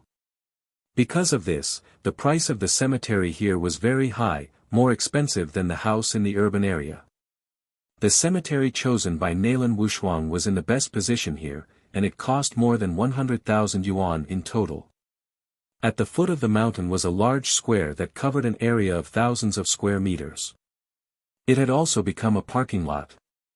Today was neither a weekend nor a traditional sacrificial festival, so there were not many people here. The parking lot was empty, with only a few hundred or so cars. Because of this, it had become a paradise for some people to walk their dogs. Almost all kinds of dogs could be seen here. However, Qin Haodong did not let Dumao and Ermao get out of the car. Now these two guys were different from before. They looked like little lions. Although they were very intelligent and could not take the initiative to attack people, some people were afraid of seeing dogs. This was a public place, and it might scare people. It was better to take them to a place where no one was around after burying Sikongjaishing. Although the cemetery here was a little expensive, the service was very good. The staff of the cemetery helped Qin Haodong move all the items to the cemetery. After all the preparations were done, Qin Haodong asked the staff to leave. He took out the remains of Sikongjaishing from the storage ring and buried them in the coffin prepared in the cemetery. Then he placed incense, candles and tributes in front of the tombstone. After everything was done, Qin Haodong took the little fellow to kowtow 3 times in front of the tombstone. Anyway, they got great benefits from Sikongjaishing, especially Tang Tang. Although she did not worship Sikongjaishing as her master, she also got the inheritance of a Yuan sect. Near noon, after burying Sikongjaishing, the father and daughter began to walk down the mountain. The little fellow's physique was far better than that of children of the same age. She did not let Qin Haodong hold her. She ran happily in front, and Qin Haodong followed her. They arrived at the parking lot. When they were about to return to the van, suddenly there was a barking sound. A black Rottweiler rushed here and pounced on the little fellow. Although Tang Tang had the Suzaku sacred body and also practiced the Emperor Yen Heart Sutra, she was still a child of 3 or 4 years old. Seeing the huge Rottweiler pouncing on her like a hungry wolf, the little fellow was scared. She stood there motionless and completely forgot to dodge. The Rottweiler opened its big mouth and was about to bite the little fellow's neck. Fortunately, Qin Haodong had been paying attention to this side. He quickly grabbed the little fellow and held her in his arms. The Rottweiler did not run away. Instead, it turned around and pounced on Qin Haodong again. Qin Haodong looked at the evil dog coldly. It was more than 1 meter long. Its eyes were red and fierce, and there was sticky saliva hanging from the corner of its mouth. It was obvious that it was a mad dog. This made him break out in a cold sweat. It was such a huge mad dog. If he had reacted a little slower, the little fellow would have been unimaginable. Seeing that the mad dog did not stop and continued to pounce on Tang Tang in his arms, Qin Haodong was completely enraged. He raised his hand and slapped the dog on the head. This slap was full of anger and directly broke the Rottweiler's skull. The dog howled and then bled from its 7 orifices. It fell to the ground motionless. Qin Haodong touched the little fellow's head and asked with concern, "Tang Tang, are you scared?" The little fellow came to her senses at this time. She nodded with a pale face and said, "Papa, what kind of bad dog is this? Dumao and Ermao don't bite people. Why does it bite people?" Qin Haodong said, "This dog has gone mad. Mad dogs bite people. If you encounter this kind of situation again, run quickly. Don't wait there." As he was speaking, a woman in her 30s, who was covered with jewels, ran over. When she saw the Rottweiler on the ground, she immediately wailed as if her father had died. Was she sure that the dog could not be more dead? The woman looked up at Qin Haodong and cried, "Toy boy, did you kill my dog?" The little fellow said, "Auntie, it was your dog that bit people. Papa hit it." Qin Haodong also said, "Your dog has gone mad. If you don't kill it, it will definitely hurt others. Take it back and find a place to bury it." The woman cried angrily, "What's the big deal about biting people? I have money. I can pay for it. Why did you kill my dog? Do you know how expensive my dog is? This is a purebred Rottweiler. It costs more than 300,000 yuan. Qin Haodong's face darkened and he said, "Rottweiler is a very fierce large dog. You shouldn't have let it go. It almost bit my daughter just now. What's wrong with me killing it? Is your dog allowed to bite people and others are not allowed to resist? I won't allow it. If my dog bites you, I can pay for it, but you can't beat my dog. The lives of both of you added together aren't as valuable as a dog of mine. A dog is a dog. No matter how noble a dog is, it can't be compared with a human. If you raise a large dog in the future, you must tie it up, or I will beat it every time I see it." After Qin Haodong said that, he was about to get in the car with the little fellow. "Stop right there. Who said you could leave?" At this time, another woman with yellow curly hair came over. She was also dressed in famous brand clothes and was holding a huge German Shepherd in her hand. It seemed that she was the companion of the owner of the Rottweiler. Chapter 241. The yellow-haired woman yelled at Qin Haodong, "How can you be so cruel? Such a good dog was killed by you. Don't you know that dogs are human friends?" Qin Haodong was getting angrier and angrier. These two women were more and more difficult to reason with. If I don't kill it, should I wait for it to bite me to death? A dog is equivalent to a few years old child. What can it understand? So what if it bites you a few times? Not to mention that it can't bite you to death. Even if it bites you to death, why do you fight back? Is a dog's life not a life? Are you so cruel? Have you ever considered the dog's feelings? The woman's words were like a barrage of cannons. Listening to her bullshit logic, Qin Haodong was a little speechless. "Do you eat meat?" Qin Haodong asked. "Of course I eat meat. How can I have enough nutrition without meat?" The woman said, "I'm talking to you about beating dogs. Why do you ask me if I eat meat?" Qin Haodong said, "Where does the meat you eat come from? Aren't cows, sheep and pigs lives? After you killed them, you fried them, cooked them, and changed the way you ate them. Did you feel guilty? Did you ever consider their feelings? This is sophistry. Can dogs be the same as pigs, cows and sheep? Dogs are intelligent. In short, it's wrong for you to kill a dog. People like you should be arrested and sentenced to death for the crime of intentional homicide." The woman who spoke looked at the dead Rottweiler on the ground as if she had seen her dead parents. She yelled fiercely at Qin Haodong, as if killing him immediately could relieve her hatred. Qin Haodong said, intelligent? If it's intelligent, it won't come to bite people. It's okay to like dogs, but you must take good care of your dog. You can't let it run around in public. The yellow-haired woman cried, "You are an unloving person. Why do you want to limit the freedom of dogs? Besides, what's wrong with a dog biting you a few times? You should endure it. Why don't you think about why you don't bite others but you? It must be your own problem." Qin Haodong's face became more and more gloomy. It was said that people with big breasts had no brains. This woman was like an airport. How could she say such brainless words? He sneered and said, "If a dog bites me, then there's something wrong with me. What if your dog bites you? That's impossible. I'm a dog lover. I treat dogs as my friends. My darling is so intelligent. How could it bite me?"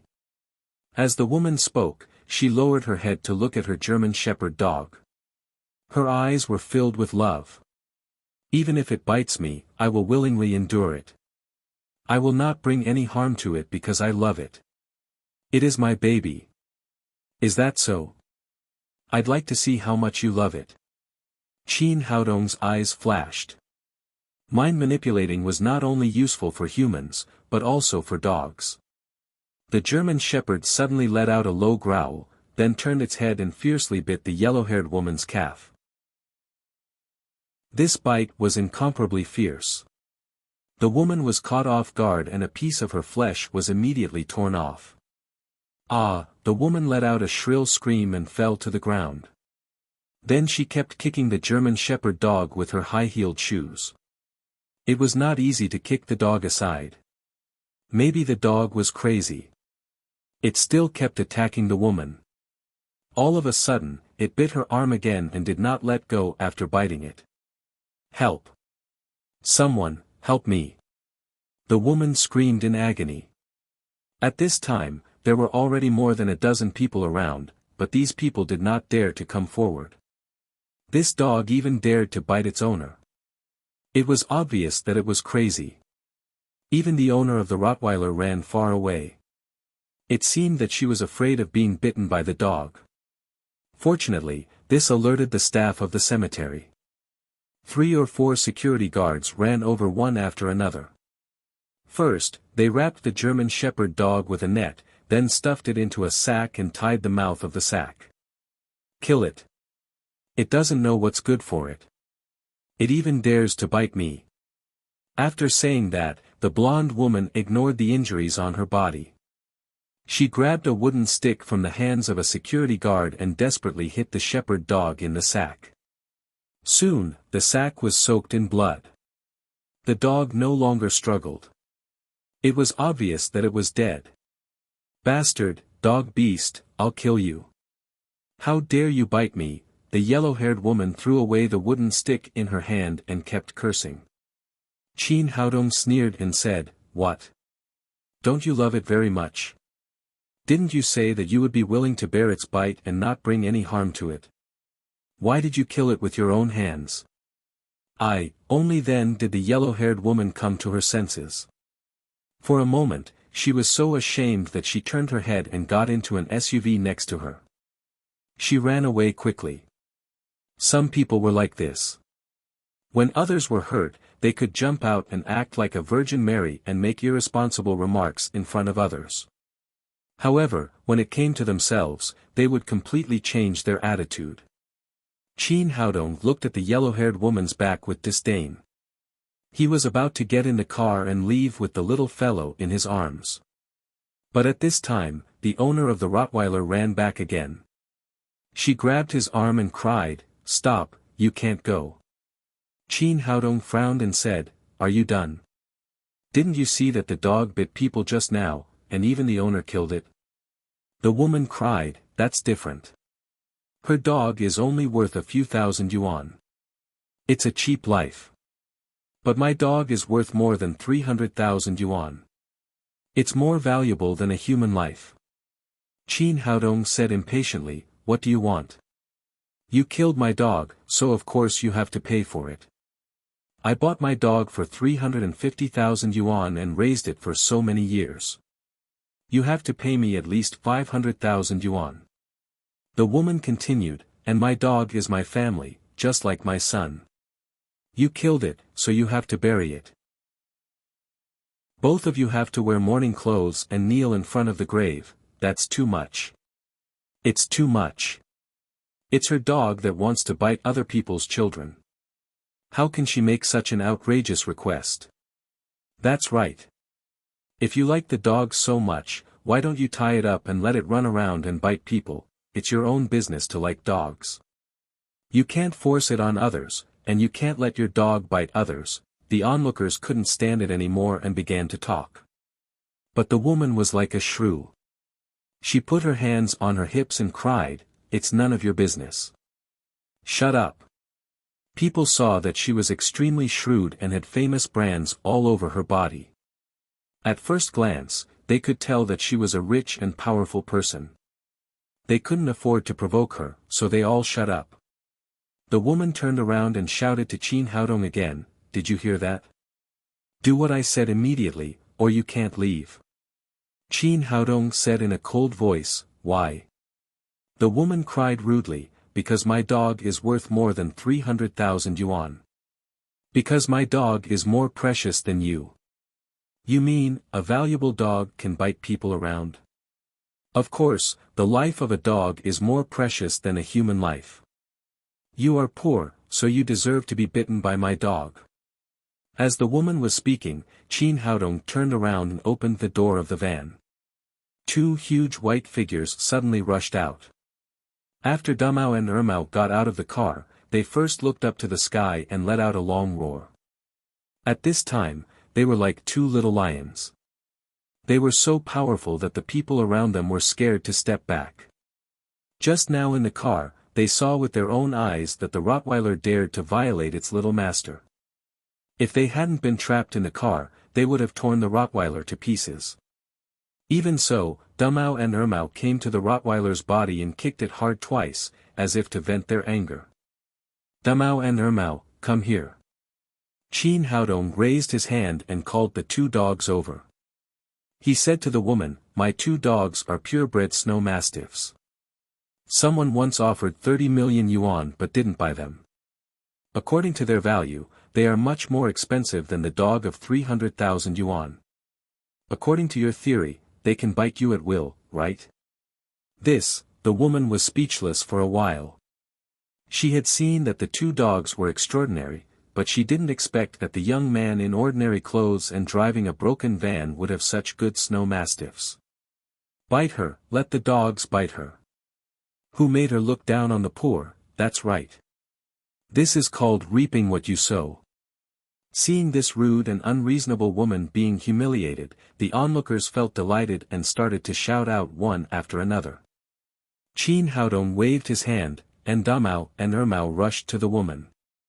The woman turned her head and wanted to run, but her speed was no match for Dumao and Ermao. Before she could turn around, she was slapped to the ground by Dumao's paw. Of course, Qin Haodong wouldn't really let Dumao and Ermao bite this woman, but it was necessary to teach her some lessons, so that she wouldn't be indiscriminate. After getting the master's instructions, Dumao raised a front paw and pressed it on the woman's chest. Then he stuck out his bright red tongue and began to wash the woman's face. Ermao used both his mouth and paw, constantly tearing the woman's clothes, and soon turned a valuable skirt into a unique bikini. "Help, help, hurry up and make them stop." The woman had no time to care about Dumao's saliva flowing into her mouth. She screamed for help frantically. She had been completely scared and no longer had the arrogance she had just had.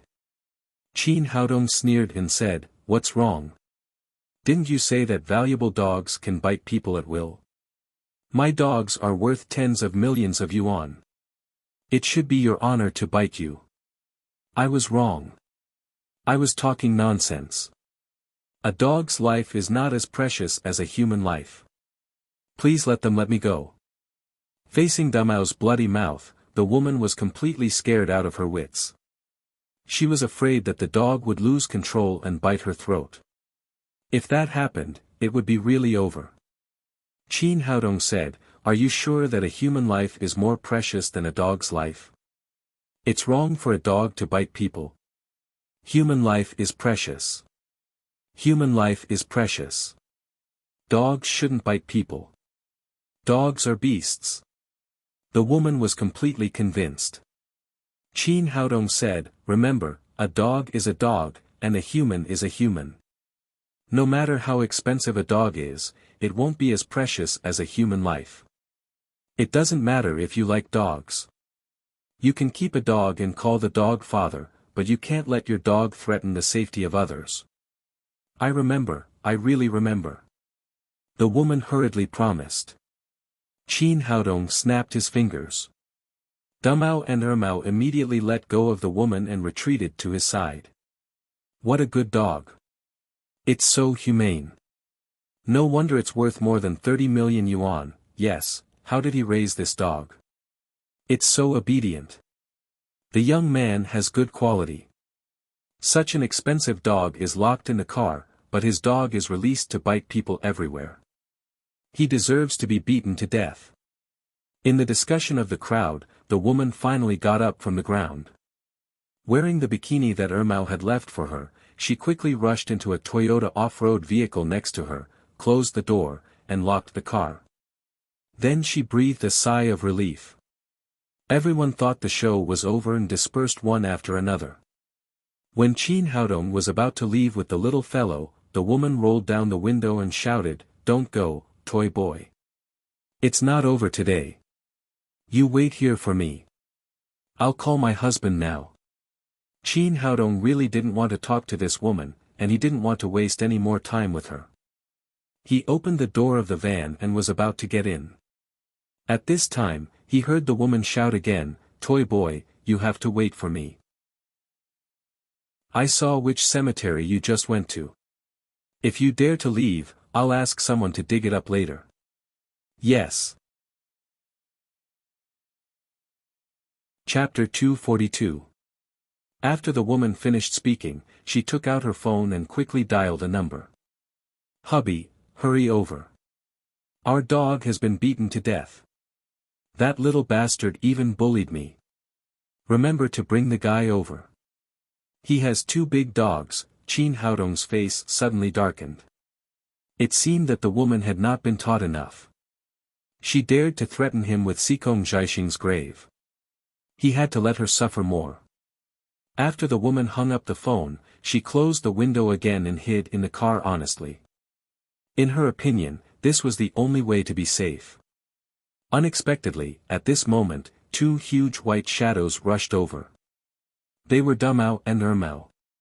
She screamed in fright, but then she realized that she didn't have to be afraid of hiding in the car. No matter how powerful the two dogs were, they couldn't bite her. "Bastards, wait for me. When my husband comes, I will send you to the dog meat restaurant." The woman unscrupulously vented her anger.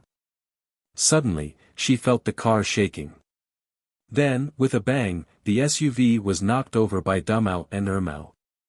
After being transformed by Qin Haodong with elixirs, Dumao and Ermao were very strong and powerful. They cooperated very well and easily knocked over the woman's SUV. They still felt a little unsatisfied.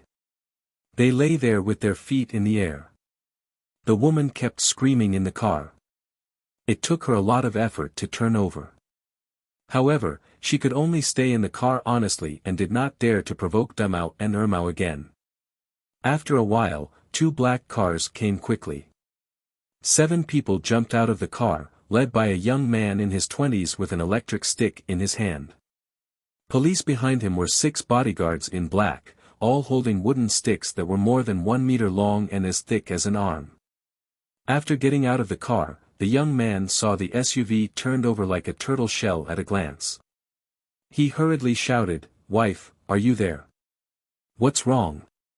Hearing the young man's shout, the woman finally had the courage. She opened the window and climbed out of the car. "Honey, you're here.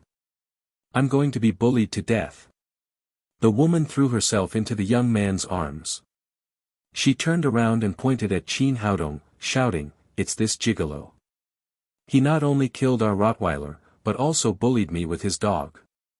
You must help me vent my anger. The young man glanced at the dead Rottweiler on the ground, and then looked at Qin Haodong coldly. When he saw Damao and Ermao standing beside him, his eyes lit up. He was a person who liked playing with dogs. At a glance, he could tell that these two dogs were definitely purebred snow mastiffs, worth more than 10 million yuan.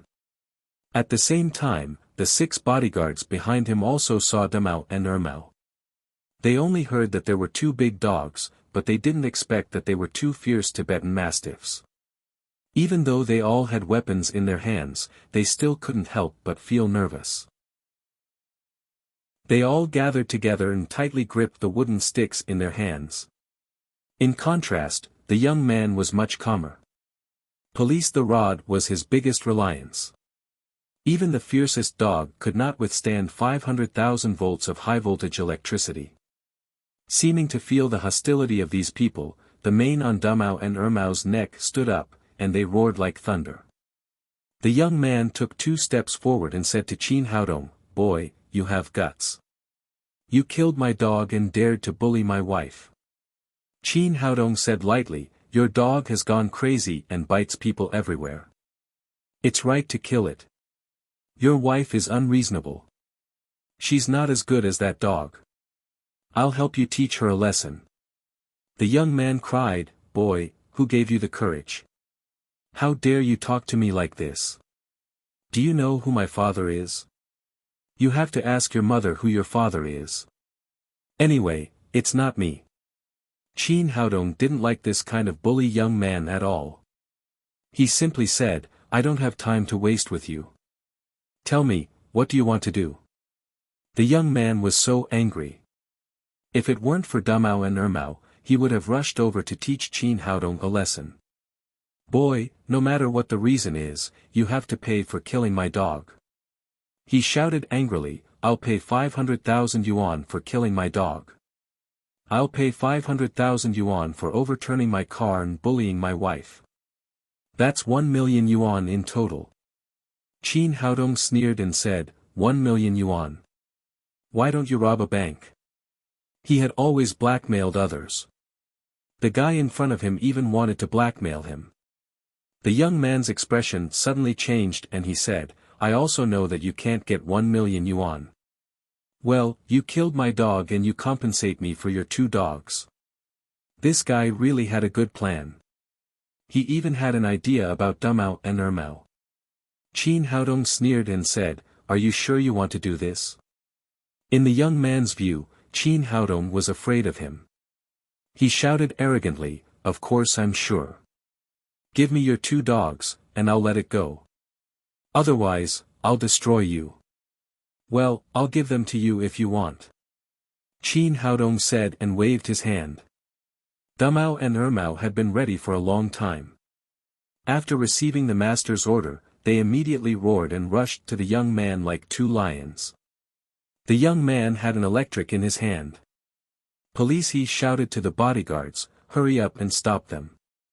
The bodyguards formed a circle and waved the wooden sticks in their hands, trying to resist Damao and Ermao. However, they underestimated the power of 2 purebred snow mastiffs. After being transformed by the marrow-cleansing pill and the spirit-culturing pill, Damao and Ermao were more fierce than lions, wolves, tigers and leopards, and they were as fast as lightning. Before the bodyguards raised the wooden sticks in their hands, Damao and Ermao had already arrived in front of them and knocked down 4 bodyguards. The other 2 bodyguards saw that the situation was not good. They turned around and were about to run away, but they were thrown to the ground by Damao and Ermao, who followed them closely. The woman had been frightened by the 2 snow mastiffs. She grasped the young man's arm tightly, and her whole body began to tremble. The young man did not expect Damao and Ermao to be so fierce. 6 well-trained bodyguards were vulnerable. He quickly opened the baton and saw the blue arc about half a meter long. He was a little relieved and shouted, "Don't come over, or I will electrocute you." After Damao and Ermao defeated the 6 bodyguards, they looked directly at the young man, but they also seemed to know about electricity. Police the baton was so powerful that they did not rush to attack. Dumao attracted the young man's attention in the front, while Ermao turned behind the young man. This time, the young man panicked. He did not expect that the two snow mastiffs were so smart that they would play the tactic of pincer attack. Police, there was only one baton. How could it resist two fierce Tibetan mastiffs? At this moment, the two snow mastiffs launched an attack together, but when Dumao rushed to the young man, he suddenly stopped and let the electric baton go. Police the baton hit nothing, and Ermao jumped from behind and directly threw the young man to the ground. Police the baton fell a few meters away. Next, the two snow mastiffs started the game again. Dumao was responsible for washing the faces of these people one by one, which scared them to scream. Ermao kept tearing their clothes, and this time it was more thorough. The young man and the 6 bodyguards were stripped naked, not even a piece of cloth was left. Then the 7 people learned to be smart. They lay on the ground tightly and buried their faces. At the same time, they also covered their breasts under their bodies, for fear that the two snow mastiffs would bite them off. Let them stop. Let them stop. The young man shouted wildly at Qin Haodong. Qin Haodong stepped to his side, looked at his naked body, and said jokingly, "The skin is very white, but I don't know if it suits the taste of Dumao and Ermao. Please, hurry up and make these 2 dogs stop." The young man kept begging. "Is there a mistake? Didn't you just ask me to compensate you for these 2 dogs? I have agreed. Now they are your dogs." Dumao seemed to cooperate with Qin Haodong. He stuck out his big tongue and licked the young man's butt, leaving a butt full of shiny saliva. The young man was so scared that he trembled all over and hurriedly cried, "No, I don't want any more." "I don't want compensation," Qin Haodong said with a smile. "How can you do that? Your dogs are worth more than 300,000 yuan. They can't die in vain. Dying in vain is dying in vain. It deserves to die. Who let it bite people everywhere?" The young man pleaded, "Let them go quickly. I really don't want compensation." "That's good. Since you're willing, I'll take the 2 dogs back." Take it back quickly," the young man said hurriedly. Qin Haodong turned his head to look at the woman who was curled up next to him and asked, "Do you have a problem? Do you want compensation?" "No problem, I don't have a problem either." The woman originally found her husband to support her, but she didn't expect that 7 men were no match for the 2 dogs. Her voice trembled with fear. "I don't want compensation either. That dog deserves to die. If you knew it would be like this, why did you do it in the first place?" Qin Haodong shook his head, then took Dumao, Ermao and the little fellow to the van, and then drove to the city. Seeing that the 2 Tibetan mastiffs finally left, the young man got up from the ground and scolded the back of the van, "Bastard, pretty boy, you wait, I, Zhu Hao, will not let you go." After shouting, a mountain wind came, and he felt a chill. Only then did he realize that he was naked. Looking back, the clothes on the ground had been completely torn to pieces by Dumao and Ermao, and there was no possibility of wearing them. Looking back at his 6 bodyguards, because the woman was watching, they could only continue to lie on the ground and clamp their legs tightly to avoid being exposed too much. Zhu Hao felt embarrassed again. He took the key of a car and handed it to the woman and said, "You drive your own car back first." The woman already had a shadow here. She took the key and got in the car, ran away quickly, without looking at the dead Rottweiler on the ground. After she left, Zhu Hao asked the 6 bodyguards to get up and turn the SUV over again. Then the 7 of them drove 2 cars together to the city. Because they were all naked, they were eager to go back and get dressed, so they drove very fast and soon passed Qin Haodong's van. Qin Haodong glanced at the white in the car, and a playful smile appeared at the corner of his mouth. He picked up his mobile phone and dialed 110. Soon the phone was connected, and a female operator asked politely, "Sir, this is 110. What can I do for you?" I want to report that someone is driving naked, which seriously affects the city's appearance.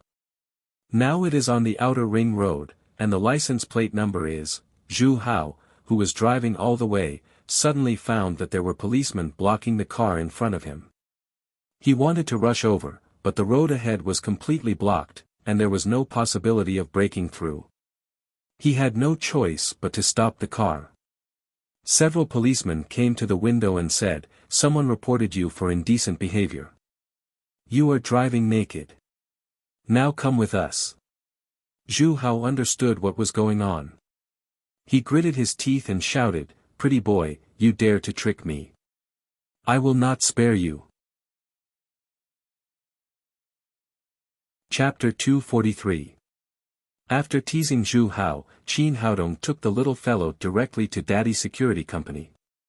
After lunch, he asked the little fellow, Dumao and Ermao to play on the training ground, and he began to upgrade all the members of the company collectively. The order of upgrading was from high to low. Qi Weiner reached the second level of covert power after taking the spirit culturing elixir last time. She was the person with the highest cultivation in the whole company. Below her were Nailan Wushuang, Zhang Tinyu, Chen Fugue, Yao Qianxian, and the 6 people of the divine mercenaries, who were all stuck in the bottleneck of the 9th level of overt power. Qin Haodong sent someone to replace Yao Qianxian, Chen Fugue, and the divine mercenaries, who were on a mission.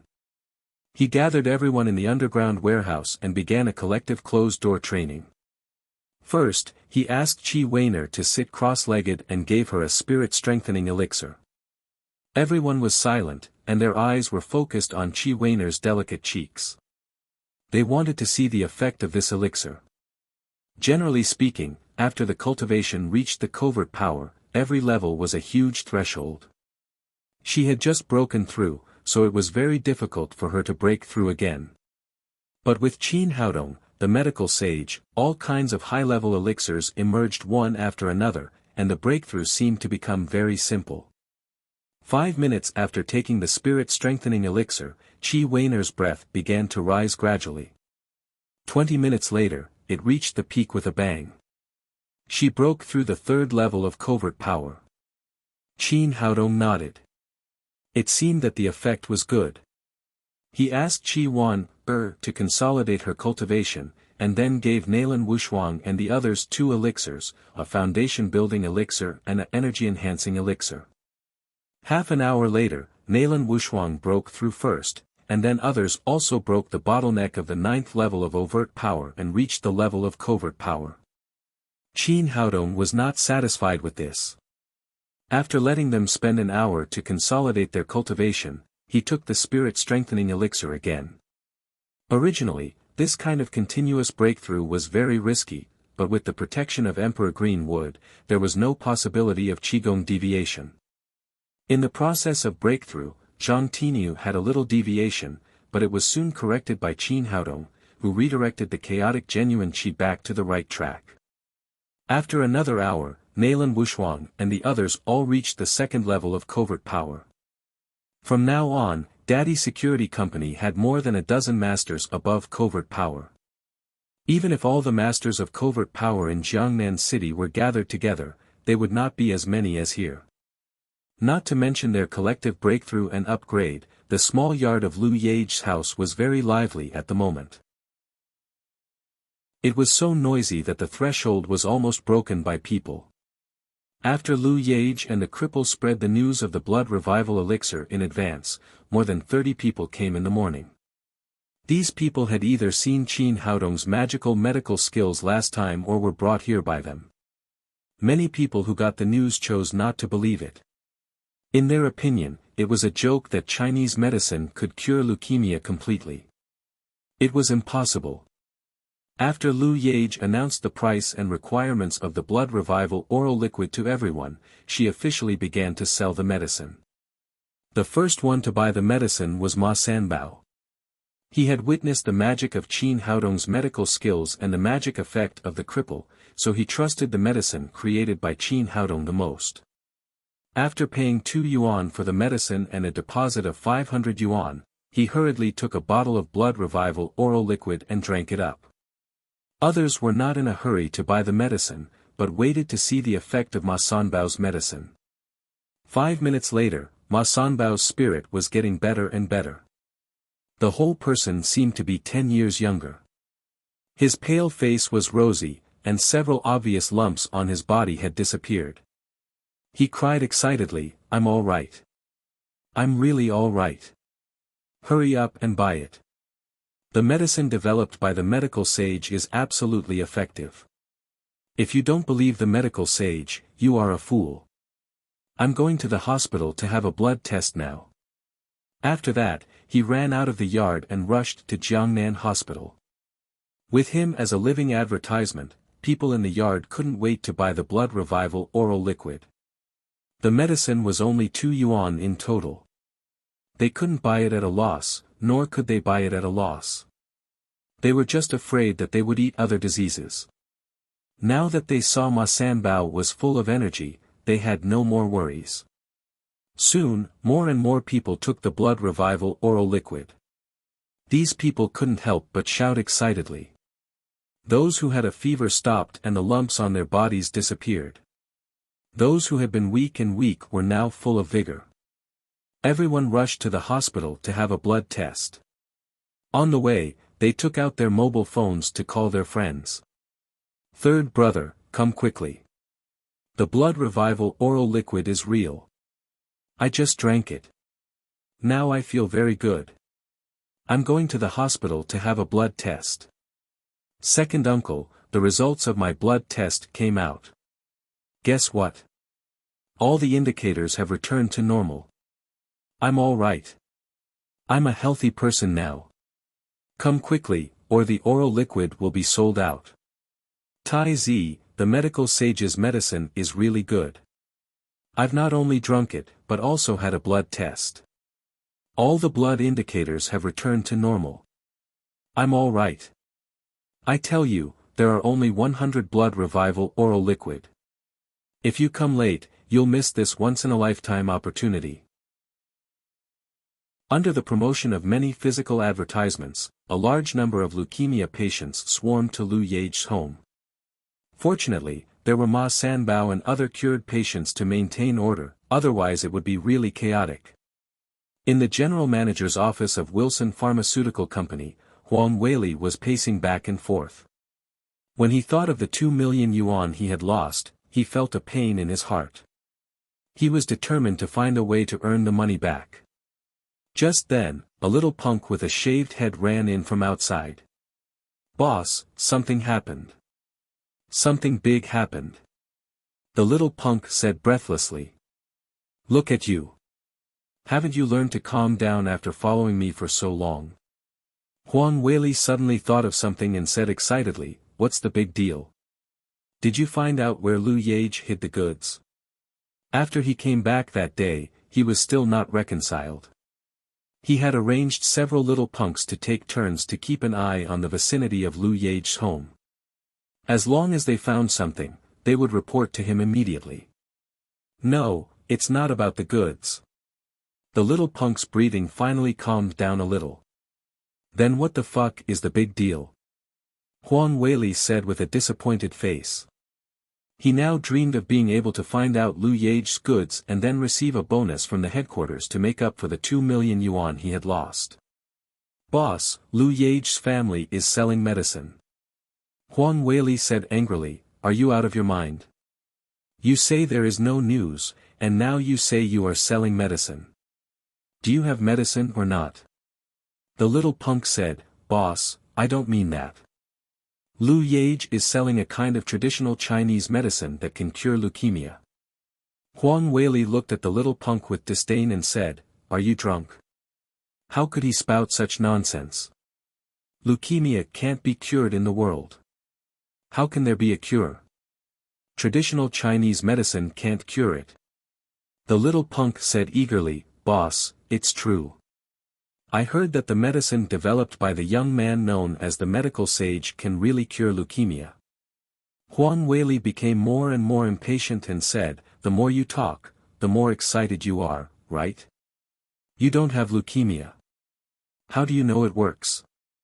"Boss, I don't have leukemia, but I saw it with my own eyes. The little punk said, now there are a lot of people with leukemia who buy medicine there. After they take it, they are like different people. Moreover, many people have got back the test results. I heard that the blood items in the test have returned to normal. I pretended to be a leukemia patient and got in. I looked at the test sheets of several people. Indeed, all the indicators were normal. Hearing this, Huang Weili grabbed the collar of the little punk and said, "Are you sure you didn't lie to me?" "Boss, how dare I lie to you? I also know that this matter is of great importance, so I ran back to report it to you." Huang Weili cried with red eyes, "Did you really see the test sheets of those people?" "I've seen it. Not only their test results, but I've also carefully read their medical records. It's absolutely true. Lu Yage's way of selling medicine is very special. Everyone has to pay a deposit before buying medicine. When they get back the test results and medical records, they will hand in the deposit. I saw it with my own eyes. Those people are really cured." Huang Weili let go of the bald hooligan's collar and began to pace quickly on the ground. His brain was working at full speed. Everything in front of him was definitely a once-in-a-lifetime opportunity for him. A Baikong sting, which could only inhibit leukemia, had been sold at a sky-high price. If he could get the formula to cure leukemia, it would be a great fortune. Not to mention 2 million yuan, even 2 million yuan could be obtained. He must get that kind of medicine in his hands. After making up his mind, he turned to the bald punk and said, "Is Lu Yage's family still selling medicine now?" "Still selling, but it should be soon. I heard that there are only 100 copies. There will be no more after they are sold out." Huang Weili took out a bank card and said, "Take this card and buy me a copy no matter how much it costs." The little punk said, "Boss, we can't buy their medicine, or I will bring one back for you." "How much?" "I have 1 million yuan in this card. Isn't it enough to buy a copy?" Huang Weili asked. In his opinion, this kind of medicine that could cure leukemia at one time should definitely be sold at a sky-high price. It's not about money. Their medicine is very cheap, 2 yuan a copy. "What? How much?" Huang Weili almost bit his tongue. 2 yuan. The little punk held out 2 fingers and said, "Are you sure you're not kidding me?" Huang Weili couldn't believe it. The lunch box was 10 yuan a copy. How could such a medicine be sold for 2 yuan? The little punk said with a face of grievance, "Boss, it's really 2 yuan. I saw many people buy it like this." Huang Weili said angrily, "Then why do you say it's difficult to buy? Are you a pig brain?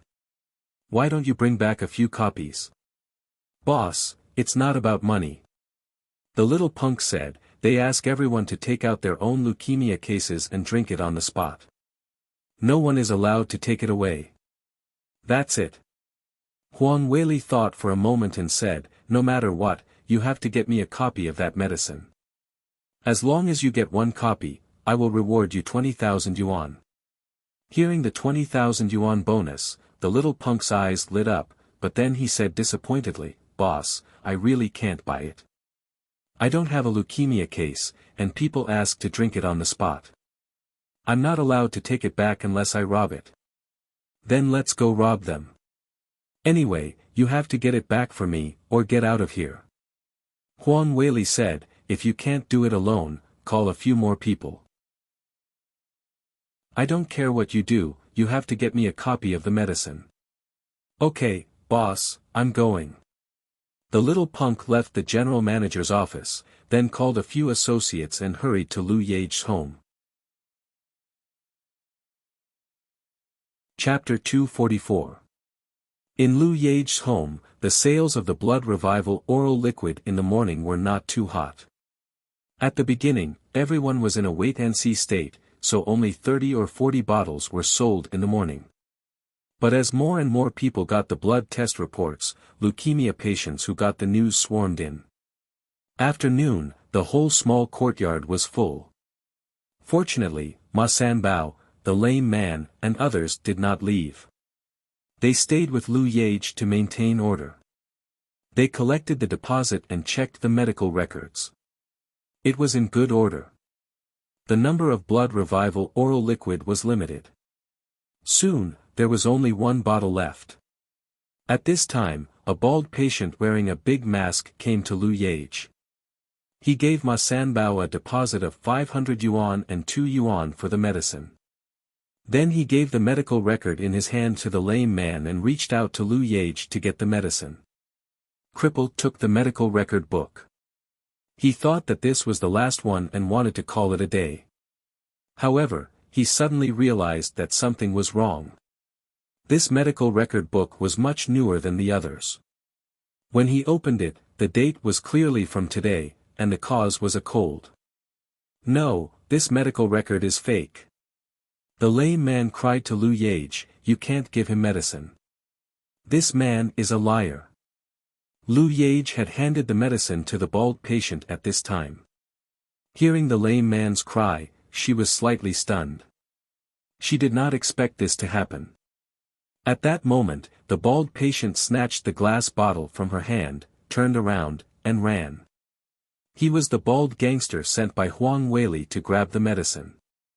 Fortunately, he came in time and caught up with the last one. Lu Yage realized that the man was here to grab the medicine. She hurriedly cried, "Catch him." The man took the last medicine away. The patients in the hospital were disappointed. Hearing Lu Yage's cry, they immediately became excited.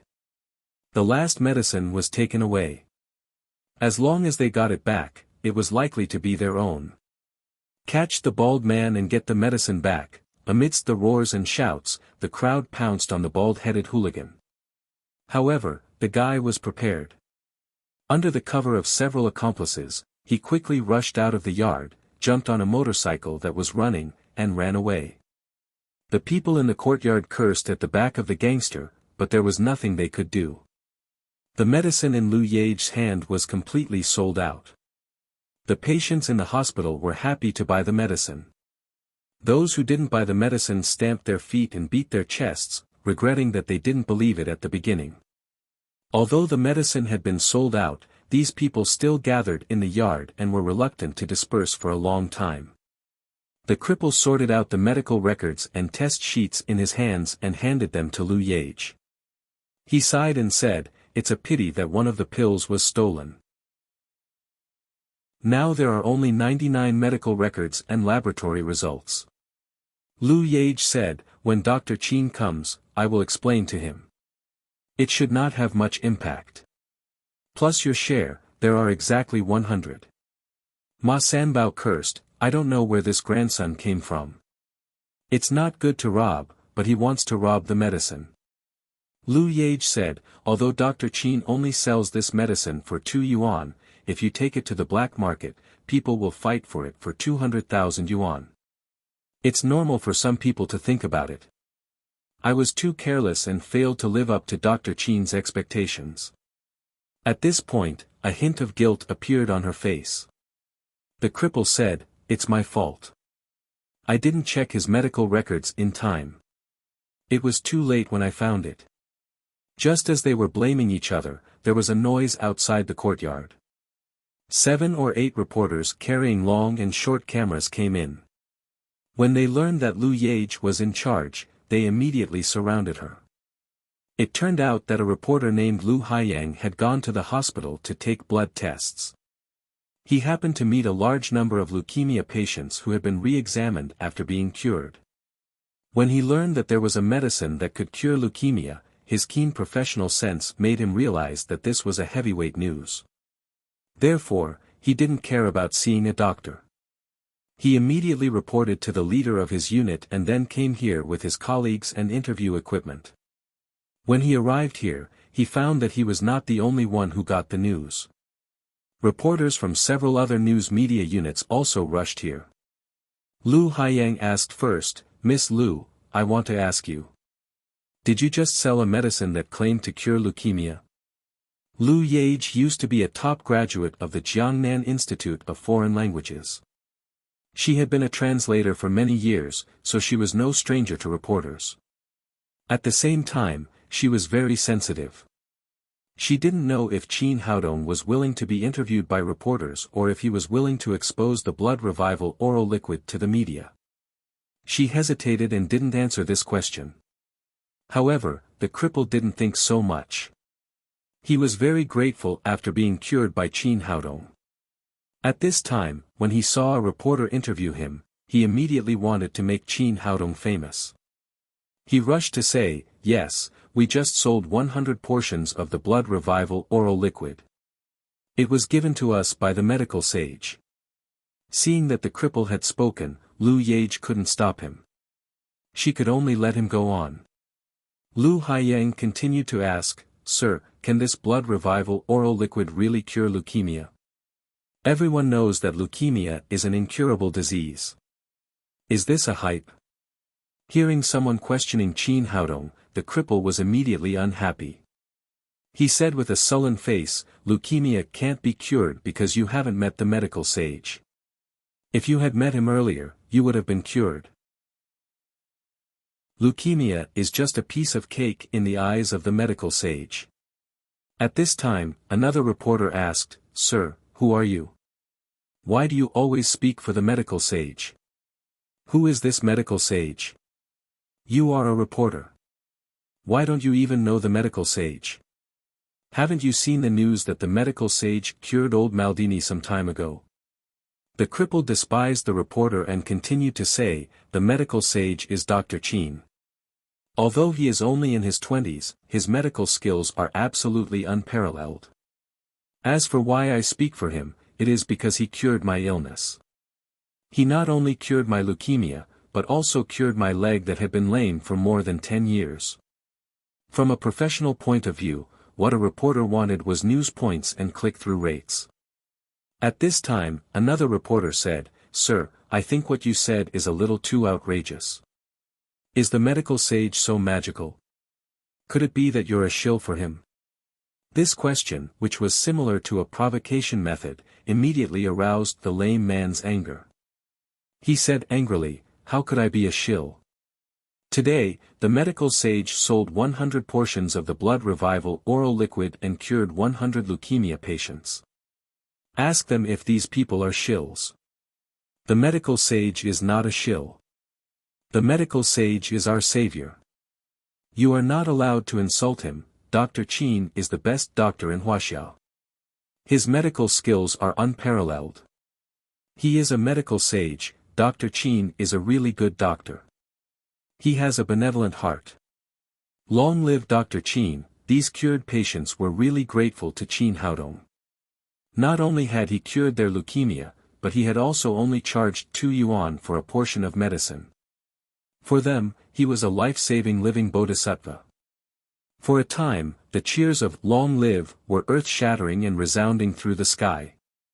At the same time, the cameras in the hands of the reporters kept crackling, capturing this rare scene. At Jiangnan Hospital, when it was almost time to get off work, Zhang Xiaoping, the attending doctor of the hematology department, hurried into the office of Zhang Xiaoan, the vice director, with a thick stack of medical records. "Yesterday's medical record was not my misdiagnosis.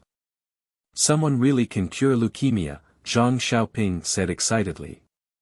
Zhang Xiaoan said, "How is that possible? Leukemia is an incurable disease. This is the world's consensus. Even if there is a day when it can be cured, the first case will not appear in Jiangnan City. It must appear in the World Medical Association of M country." Zhang Xiaoping said, "Brother, you are wrong this time. Look at what this is." As he spoke, he handed a stack of medical records in his hand to Zhang Xiaoan. Zhang Xiaoan looked through the medical records in his hand, and the expression on his face became more and more surprised.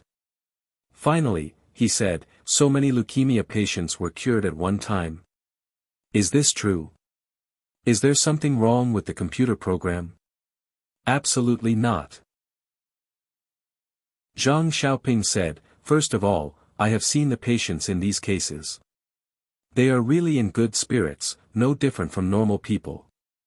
In addition, I have also inquired that it is not only our hospital that has received so many leukemia patients.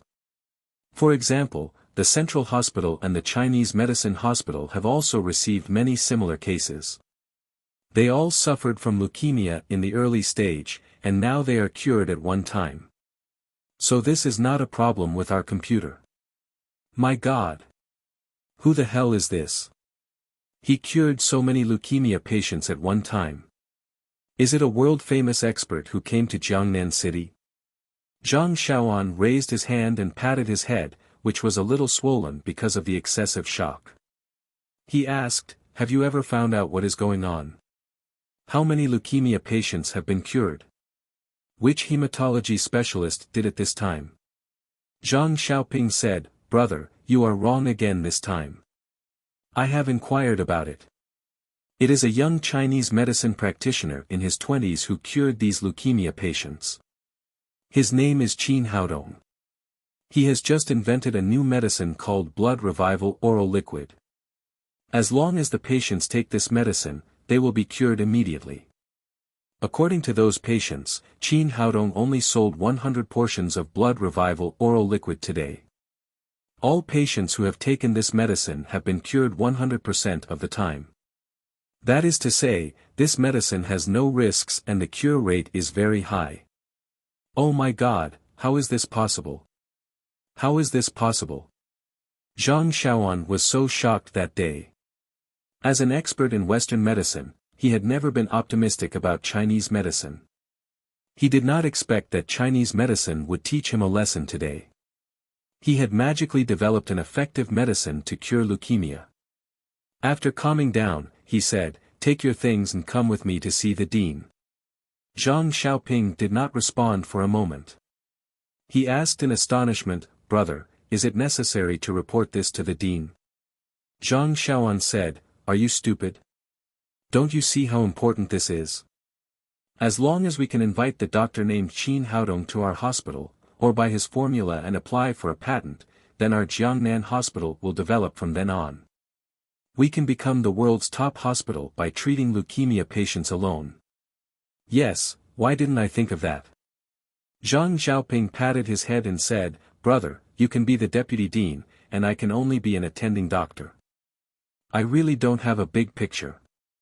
After that, they hurried to the office of Dean Wenchangjiang. After listening to their introduction, Dean Wenchangjiang looked at the stack of medical records and then let out a long sigh. Zhang Xiaoan asked in confusion, "Dean, why are you sighing?" "I think this is a good opportunity. If we can invite Qin Haodong to our hospital or buy the patent right of his formula, our hospital will go up several steps and become the first-class hospital in Wuxia and even the world's top hospital." When Changjiang said, "You two don't know yet. Qin Haodong was an intern in our hospital, but I fired him later." Chapter 245. An intern. And he was fired. Zhang Xiaoan and Zhang Xiaoping opened their mouths in surprise. They didn't expect that this great man, who could develop a magic medicine to cure leukemia, used to be an intern in their hospital and was eventually kicked out by the director. But how could such a rare talent be fired? Qin Haodong was not in their department when he was an intern, and the firing of a small intern would not cause too much impact, so they didn't know. When Changjiang sighed again and briefly told them what had happened to Qin Haodong in Jiangnan Hospital. Finally, he said bitterly, "It's all that bastard Ma Guoqiang's fault. Otherwise, how could a medical genius like Qin Haodong leave our hospital?" At this time, he regretted it very much. If he had kept Qin Haodong in his hospital, it would have been easy to get the formula. Only then did the Zhang brothers know why Ma Guoqiang, who had once been very popular, had lost the title of chief physician. It turned out that this was the root cause. Zhang Xiaoan said, "Director, anyway, we are still familiar with Qin Haodong, and it has been so long. If we invite him and give him a higher salary, maybe he will come back." Zhang Xiaoping said, "Yes, Director. Even if he doesn't come back, we can spend money to buy the patent of the formula." When Changjiang said, "You're right. For the development of Jiangnan Hospital, we have to work hard anyway. Then he took out his mobile phone and began to dial Qin Haodong's phone number.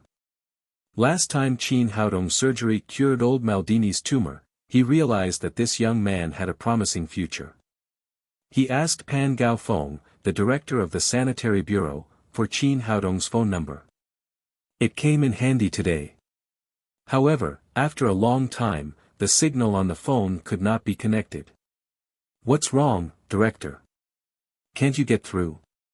Zhang Shaoan asked. "The signal can't be connected.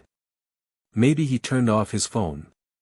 When Changjiang didn't know that Qin Haodong was with his men to upgrade. His phone had been put into the storage ring. Zhang Xiaoping said, "Director, is it possible that he knows that many people will look for him after the blood revival oral liquid comes out, so he deliberately hides?" "It's possible." When Changjiang thought for a moment and said, "Qin Haodong is now working in Lin's group. Let's go to Lin's group tomorrow morning and talk to him face to face." At the same time, Jiangnan Central Hospital and Jiangnan Chinese Medicine Hospital were also urgently discussing the issue of the blood revival oral liquid. They wanted to talk with Qin Haodong about the patent purchase as soon as possible, but they couldn't find him. Near dusk, in the Daddy Security Company, Qin Haodong helped Nalan Wushuang and the others improve their cultivation and walked out of the basement. He did not know that he had caused a great shock in Jiangnan City. He took out a large bag of big spirit culturing pills and gave it to Zhang Tiniu, asking him to distribute them to the employees of the company one by one to further improve the cultivation of each security guard. Zhang Tiniu secretly sighed in his heart. He had really chosen the right boss. Elixirs that could improve cultivation could be sold at a sky-high price and even set off a bloody storm in Jianghu, but Qin Haodong gave them to them as if they were beans. Then, Qin Haodong took out some energy-increasing elixirs and big strengthening elixirs and sent them to Ma Wenzhua in Shanghai. He had just arranged things when Ma Wenzhua called. After answering the phone, Qin Haodong said, "How is it? Are you having a good time in Shanghai?" "Of course it's good. Who do you think Brother Ma is?" Ma Wenzhua said excitedly, "Dongzi, I'm now at the second level of covert power. Am I powerful? Have you already suppressed Wan'er and become the #1 expert in our company?" He often said that he was the #1 master in the world, but he also knew that it was just a joke. However, being the #1 master in the Daddy Security Company had always been his ambition. Therefore, after arriving in Shanghai, he seized all the time to practice. Coupled with his Kailan holy body, his cultivation made rapid progress and he had just reached the second level of covert power. This guy was so excited. After stabilizing his cultivation a little, he immediately called Qin Haodong and wanted to show off. Qin Haodong said, "You mean Wan'er? She has just reached the third level of covert power." Ma Wenzhua had just taken a sip of water, but he spat it out and exclaimed, "What? How is that possible? Are you lying to me? Why is it impossible? Just now, Wushuang, the divine mercenaries, Zhang Tiniu, and Chen Fugue have all reached the first level of covert power, so you have to hurry up and practice, or you are likely to be the worst in our company." Qin Haodong didn't hesitate to attack Ma Wenzhua. He seemed to have seen his good brother's distorted face. Ma Wenzhua was so aggrieved. He originally wanted to show off his cultivation progress, but he didn't expect to be the slowest in the company. However, he was still a little unwilling and said, "What about you? How are you now? How can I be a little stronger than you?" Of course, he was unwilling to be defeated. He wanted to use this to make a comeback. The last time he left, Qin Haodong was only at the 9th level of overt power. No matter how fast his cultivation was, he couldn't surpass him. Qin Haodong smiled and said, "I am indeed a little slow. I have just reached the 5th level of covert power." After he finished speaking, he heard the sound of a chair falling over on the other side of the phone. Ma Wenzhua had been beaten black and blue. He got up from the ground, picked up the phone again and said, "What kind of monster are you? Did you take a rocket? How can you improve so fast?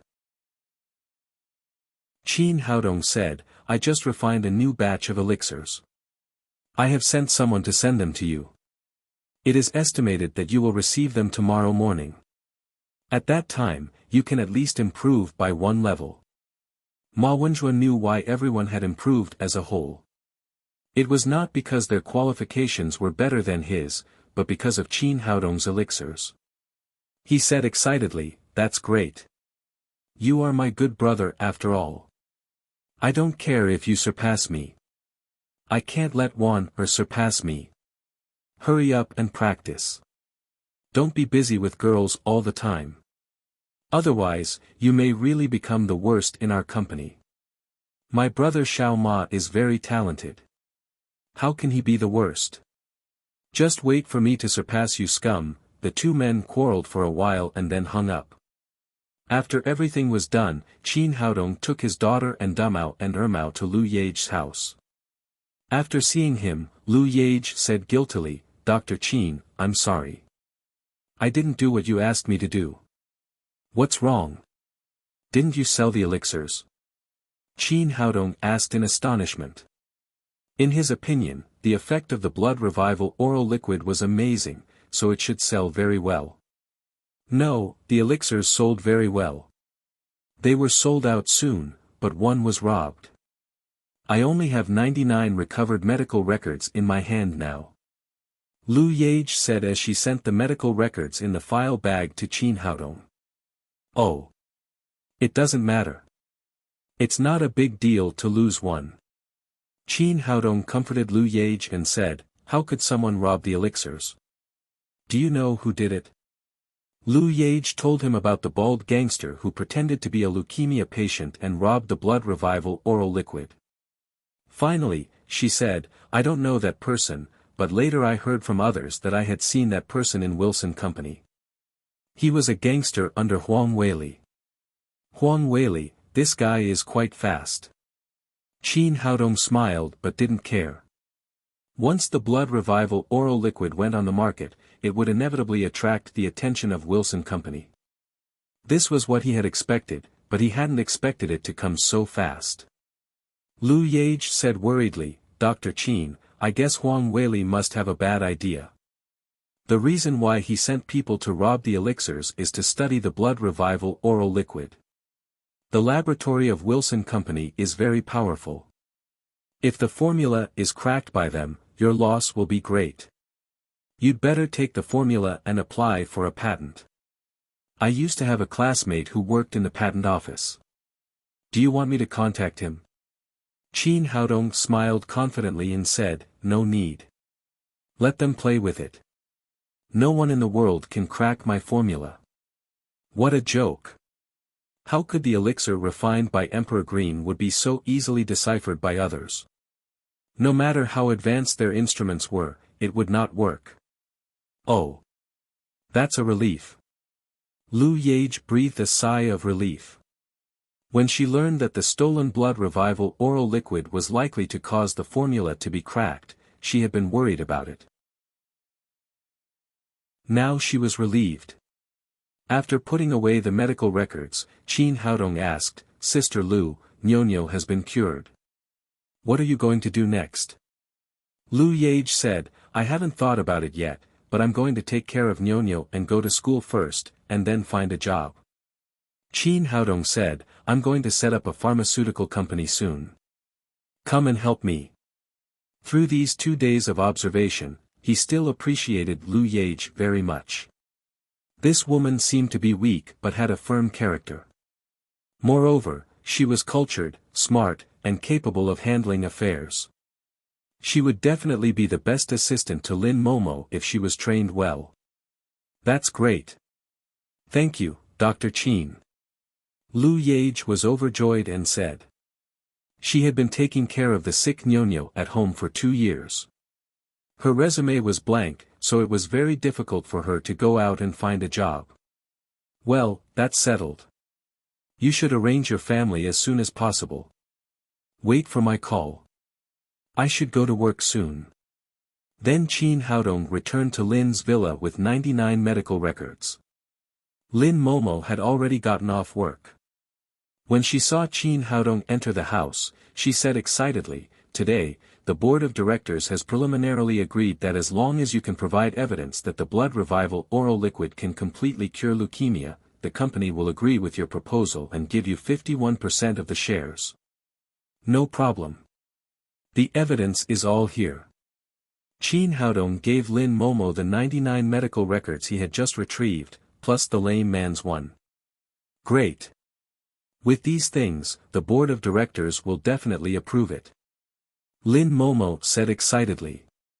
After the discussion, they went to have dinner together, but they didn't know that there was a huge wave on the internet.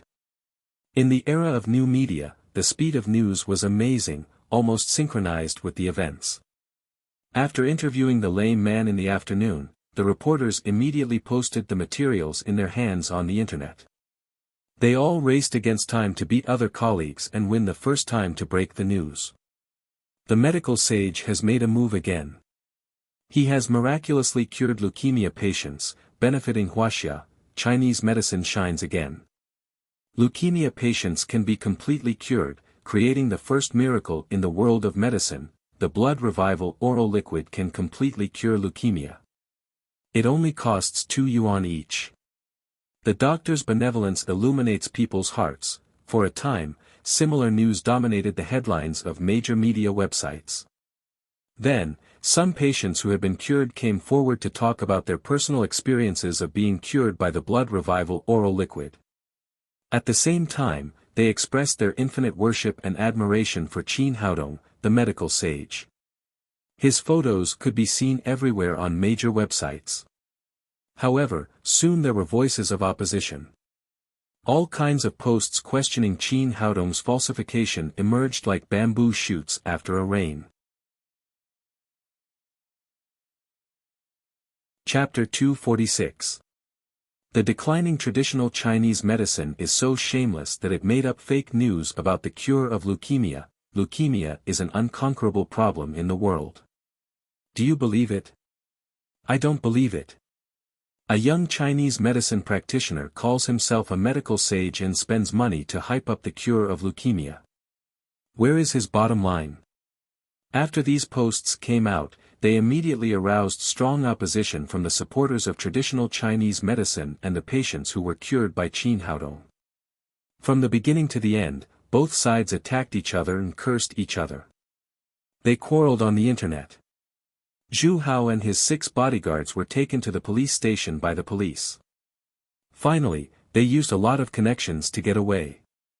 It was already dark when they put on the clothes sent by the women. "Toy boy, just wait and see. I'll teach you a lesson." After cursing Qin Haodong 10,001 times, Zhu Hao stepped into the house. When he entered the house, his father, Zhu Baiwen, the director of the drug administration, was sitting on the leather sofa in the living room, looking at a laptop. Seeing Zhu Hao enter the door, Zhu Baiwen scolded him, "Where have you been? You're not a child anymore. Can't you do something serious? Don't just eat, drink, gamble, and play with women all day long." Zhu Hao was full of anger and immediately said angrily, "Why don't I do something serious? You've made so much money. Who else should you spend it on if not me?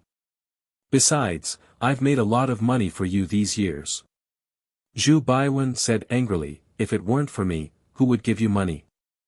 Zhu Hao said stiffly, "So what? If I wasn't a middleman, would you dare to accept the money directly? You." Zhu Baiwen was rendered speechless by his son. He then pointed to the laptop and said, "Look at him. He's also in his 20s, but he actually developed a new drug that can cure leukemia. You're almost 30. What else can you do besides spending money and causing trouble?" Zhu Hao said indifferently, "So what if he's good? Is he your son? I'll take care of you when you die." After that, he sat down beside Zhu Baiwen, grabbed an apple on the tea table, and ate it in big mouthfuls. Zhu Baiwen couldn't do anything about this good-for-nothing son of his. He shook his head and continued to browse his web page. Zhu Hao ate the apple and glanced at the computer screen carelessly. Suddenly, his expression froze and he exclaimed, "Don't move. Let me have a look." He took the laptop from Zhu Baiwen, opened the page, and saw Qin Haodong's photo on it. Isn't he F***king taking care of his gigolo today? Zhu Hao browsed through the contents of the webpage again. It turned out that this was the person who had invented the new leukemia drug that his father had just mentioned. Zhu Baiwen asked, "What's wrong? You know Qin Haodong? Let me tell you, this young man is extraordinary. If you know him, you must be as close to him as possible. In the future, you will definitely benefit from him." "Close my ass," Zhu Hao said angrily. "I have a grudge against him, and I'm looking for him everywhere." Zhu Baiwen said, "He is the medical sage who can cure leukemia." "How did he offend you?" Bullsh*T, Zhu Hao said, "Don't think that I don't know. Leukemia is F***king terminal disease. Who can cure it? This must be fake news. Don't you see that so many people are scolding him for hype?" Zhu Baiwen said, "Nonsense. I have already investigated and verified with the hospital. Those patients have indeed been cured, and all the examination indicators have returned to normal. Don't doubt others if you can't do it yourself. Is what you said true?" Zhu Hao said with his eyes wide open. "Of course it's true. I don't have time to joke with you." Zhu Hao said excitedly, "Old man, if we get this medicine that can cure leukemia, won't we be rich? When we get the money, we can go abroad. You don't have to worry about the money all day." Zhu Baiwen glared at him and said, "The prescription for leukemia is a treasure bowl. If you can get it, of course you will be rich. But how can he give it to you? Don't worry about that. I have a way. I'll go to that guy tomorrow and make him hand over the formula." In the past, relying on the power in Zhu Baiwen's hands, Zhu Hao had done a lot of extortion, so in his opinion, it was not difficult to get the prescription for leukemia from Qin Haodong. Zhu Baiwen said, "Boy, don't mess around. If something happens, it will be troublesome." Zhu Hao said confidently, "Don't worry, I know what to do. Nothing has happened for a long time." In a luxurious villa, a middle-aged man was sitting on the sofa, staring at the computer screen in front of him. At this time, the door opened and a gloomy young man came in. He said to the middle-aged man, "Father, I have already asked my friends in the hospital. The news is true. That guy really developed a traditional Chinese medicine that can cure leukemia. It is called the Blood Revival Oral Liquid.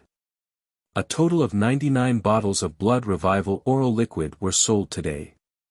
All the leukemia patients who have taken this medicine have all recovered to normal levels. That is to say, they are all cured." The middle-aged man leaned his head on the sofa and said, "It's really a surprise that someone can really develop a medicine that can cure leukemia completely." He was Luo Jin, the head of Luo's pharmaceutical company in Jiangnan, and the young man was his son, Luo Qingming. Luo Jin and his son were also famous figures in the medical industry in Jiangnan. 3 years ago, they had led Luo's pharmaceutical company to be listed in M country and become the only listed pharmaceutical company in Jiangnan city. They were the leaders of the industry. Luo Qingming said, "We used to look down on traditional Chinese medicine. I didn't expect it to give us such a big surprise.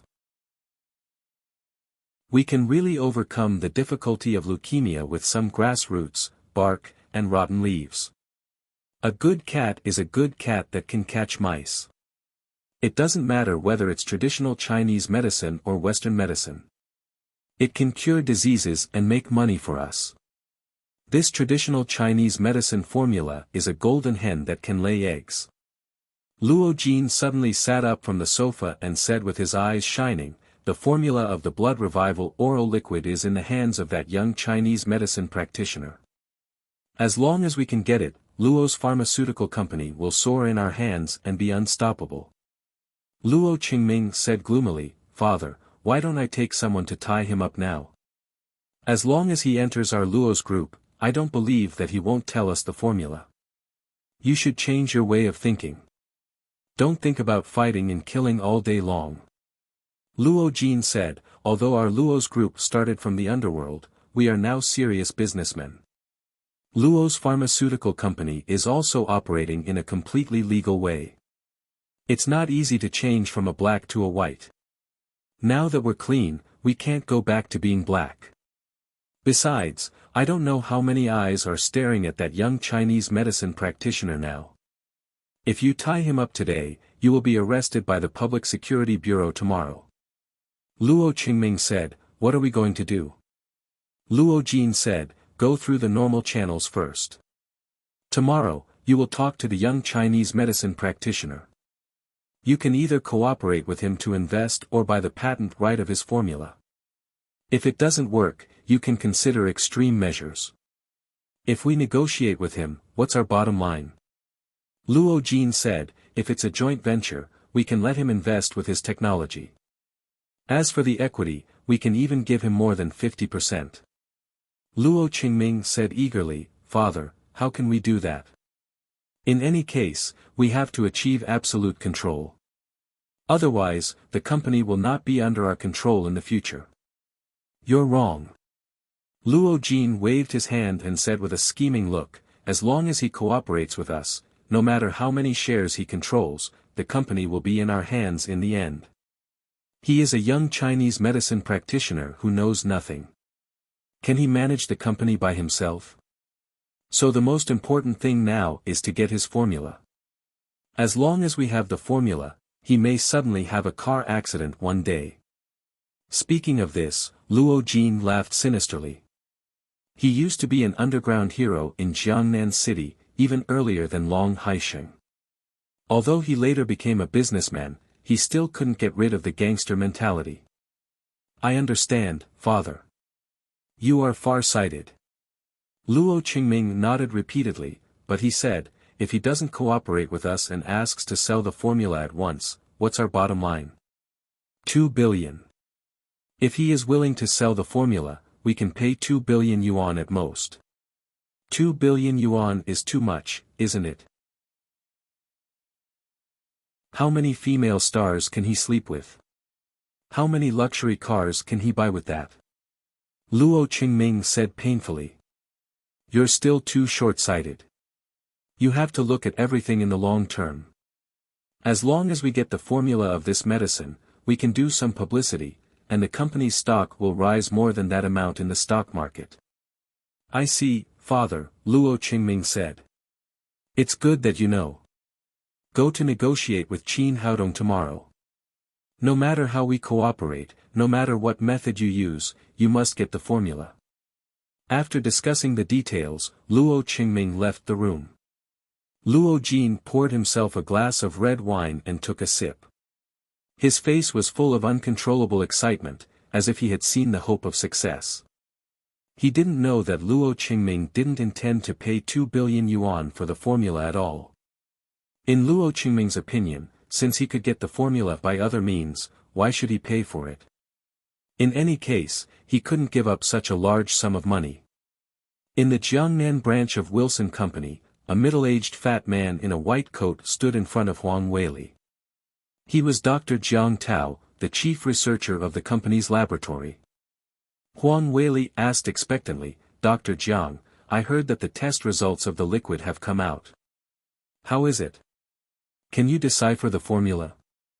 Jiang Tao waved his hand and said, I don't know what you're going to do with this thing. After a series of tests, there is nothing useful except plant fiber in it. I don't understand what the formula you're talking about is. At first, Huang Weili didn't tell Jiang Tao what the test was for in order to keep it a secret. Now he had to say it, so he said, Dr. Jiang, to tell you the truth, this is a medicine that can cure leukemia. It's called blood revival oral liquid. If we can decipher its formula, the head office will reward us. Can this green liquid, which is all plant fiber, cure leukemia? Are you kidding me? Jiang Tao said disdainfully, leukemia is an incurable disease. There is no cure at all. Even if this problem can be overcome in the future, it won't appear in Huaxia. Manager Huang, I'm very busy. I hope you won't disturb my work with such boring things.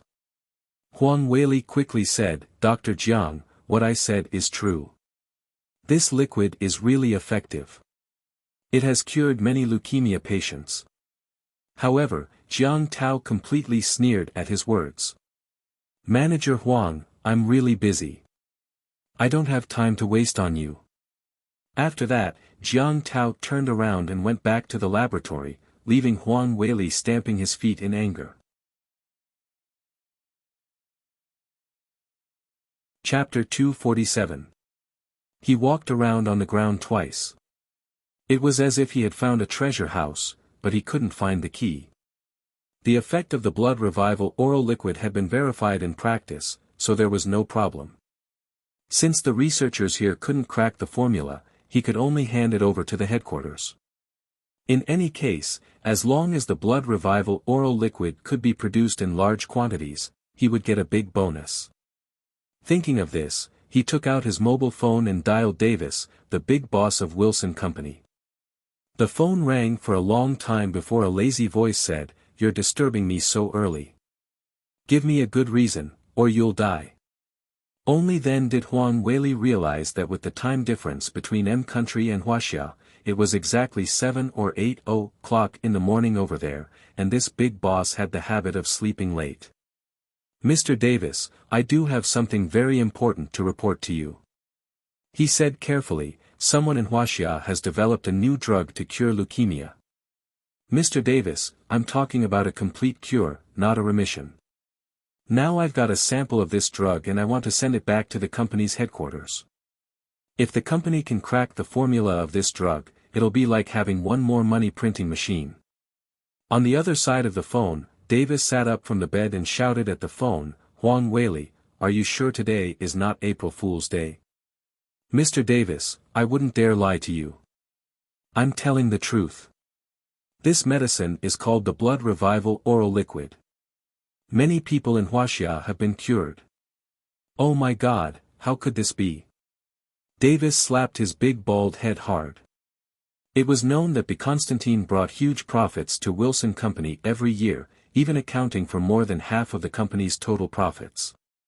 If someone developed a drug that could cure leukemia completely, it would definitely be a disaster for them.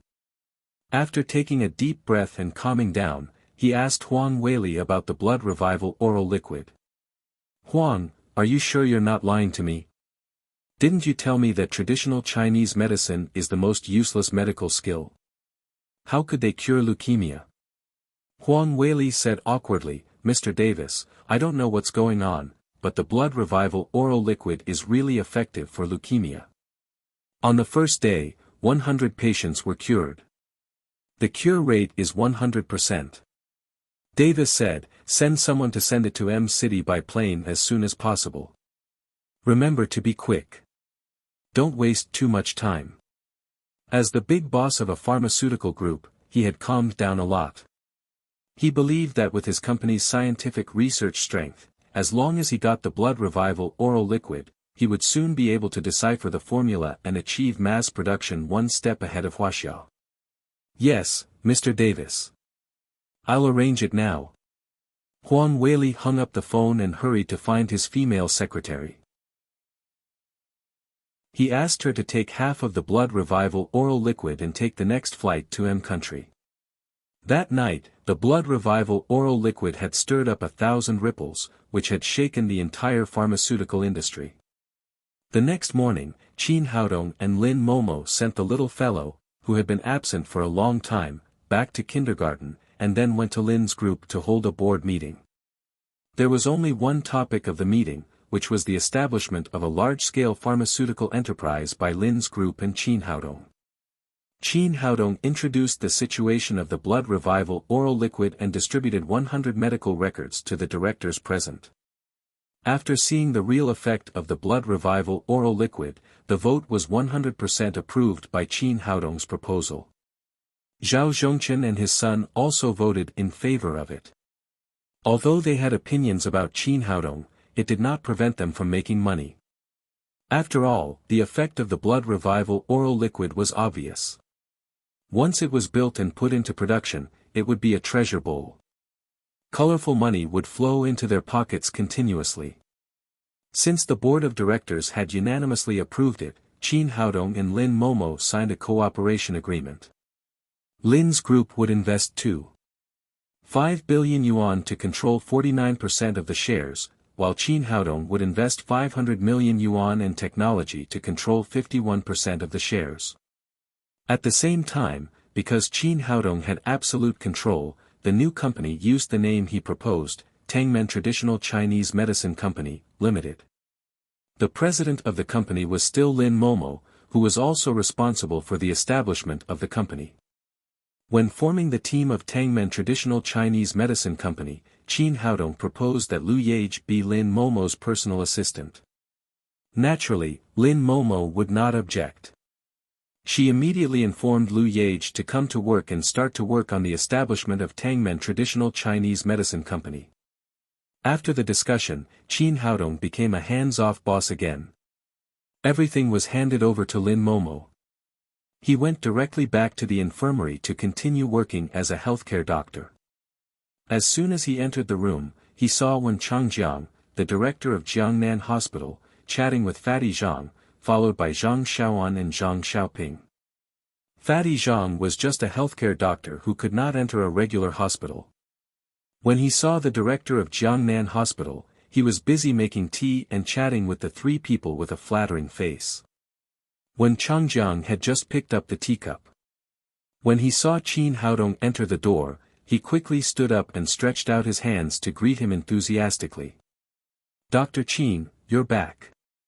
Although Qin Haodong did not hate Wen Changjiang, he did not have any good impression of him.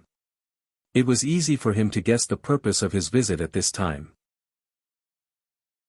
He casually reached out and shook hands, then said lightly, "Deputy Director, what can I do for you?" "Here's the thing, Dr. Qin. I'm here to recruit talents on behalf of Jiangnan Hospital today." Wen Changjiang said with a smile on his face, "Dr. Qin, it's a waste of talent for you to be a healthcare doctor here with your medical skills. Now our hospital just needs a deputy director. As long as you agree, you can go to Jiangnan Hospital now." Fatty Zhang's eyes almost popped out of their sockets. They were both healthcare doctors, but why was there such a big gap between them? He worried all day that he would be laid off, but Qin Haodong could easily be the deputy director of a top hospital. Qin Haodong smiled slightly and returned to his seat. He said lightly, "Thank you for your kindness, Director Wen. It's good for me to be a healthcare doctor here. I won't go to your place to make trouble." He refused. Although Zhang Jijie knew that Qin Haodong was very powerful, he did not expect that he could even refuse the position of deputy director. A college student who had not yet graduated did not even want to be a deputy director. Did he want to go to heaven? He was extremely indignant, but he could only take a cup to the side and drink silently. When Changjiang was slightly disappointed and said, "Dr. Qin, why don't you think about it again? The salary is negotiable."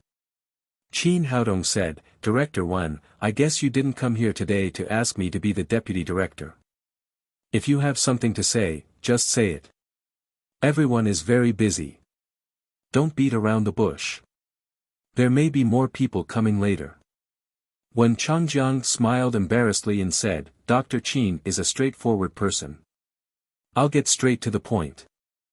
I heard that you have developed a kind of blood revival oral liquid that can completely cure leukemia." Qin Haodong smiled slightly and said, "Yes, there is such a thing. I think Director Wen also knows that 100 patients took the blood revival oral liquid yesterday, and the cure rate reached 100%. When Changjiang said, "Dr. Qin, have you ever thought about cooperating with our hospital or selling your formula to us? The price is negotiable." Qin Haodong said, "Director Wen, you've got the wrong person. I want to develop this medicine not to make money, but to relieve the pain of more than 4 million leukemia patients in Wuxia, so I don't intend to sell this formula." Zhang Xiaoan couldn't help saying, "Oh. Then we can cooperate." Our Jiangnan hospital is strong. If we join forces, we will definitely benefit more patients. Qin Haodong picked up the agreement that had just been signed and said, Director 1, Deputy Director Zhang, I'm really sorry. You're late. I've just signed a cooperation agreement with Lin's group. I'll set up a Tangmen traditional Chinese medicine company under my name. I'll immediately mass-produce the blood revival oral liquid. When Changjiang was disappointed. Qin Haodong had already cooperated with Lin's group, so they had no chance at all. Well, Dr. Qin, if you have any good formulas in the future, you must think of our Jiangnan hospital. Then when Changjiang left the infirmary with the Zhang brothers. As soon as they left, the director of Jiangnan Hospital of Chinese Medicine came in with his assistant. Their purpose was exactly the same as when Changjiang's. They both came for the blood revival oral liquid. As a result, like when Changjiang, the director of the Chinese Medicine Hospital also left disappointed. Later, the director of the Central Hospital and the heads of several other hospitals came, but they all left disappointed. Qin Haodong calculated that all the famous hospitals in Jiangnan City had been there. He thought that it would be quiet next. Unexpectedly, the door opened and a gloomy young man came in. Who is Qin Haodong? Luo Qingming asked arrogantly. I am. What can I do for you? Qin Haodong glanced at him and said. I am Luo Qingming, the general manager of Luo's pharmaceutical company. After Luo Qingming finished speaking, he thought that Qin Haodong would look up to him because of the reputation of Luo's pharmaceutical company. At least, he would welcome him warmly. However, after waiting for a long time, Qin Haodong still looked at him indifferently. Haven't you heard of Luo's pharmaceutical company? Luo Qingming asked angrily. So what if I've heard of it? I've heard of Bill Gates. Does it have anything to do with me? Besides, I've never heard of Luo's pharmaceutical company. You. Luo Qingming almost choked. Why did you say so much if you hadn't heard of it? Before he could catch his breath, Qin Haodong said again, if you have something to say it quickly. Then leave quickly. Qin Haodong had never liked this kind of arrogant rich second generation. Moreover, when he heard the name of Luo's pharmaceutical company, he knew that they had come for the blood revival oral liquid. There was nothing to talk about. It would be a waste of time to say more. Well, I'll get straight to the point. Luo Qingming took out his checkbook and wrote a check for 1 million yuan. Then he put it on Qin Haodong's table and said, this is 1 million yuan. Sell me the formula of the blood revival oral liquid. Luo Qing had already thought about it on the way here. Cooperation was too troublesome. The other party was just a college student who had not yet graduated. With the reputation of Luo's group, he would be scared immediately. As long as he gave him some money, he would hand over the formula. Therefore, he neither talked about cooperation nor quoted the 2 billion yuan that Luo Jin had mentioned. He directly gave 1 million yuan and wanted to leave with the formula. Qin Haodong picked up the check and looked at it. Then he looked up at Luo Qingming as if he were looking at an idiot. Luo Qingming was very unhappy and said angrily, why are you looking at me like that? Didn't you hear me? Qin Haodong directly tore the check into pieces and said, go out and turn left for 10 kilometers. That's the Jiangnan Psychiatric Hospital. If you're sick, see a doctor quickly. Remember, don't stop taking medicine. This guy wanted to buy a formula that was worth billions with 1 million yuan. Wasn't he stupid? What was stupid? He really didn't know how he became the general manager of Luo's group.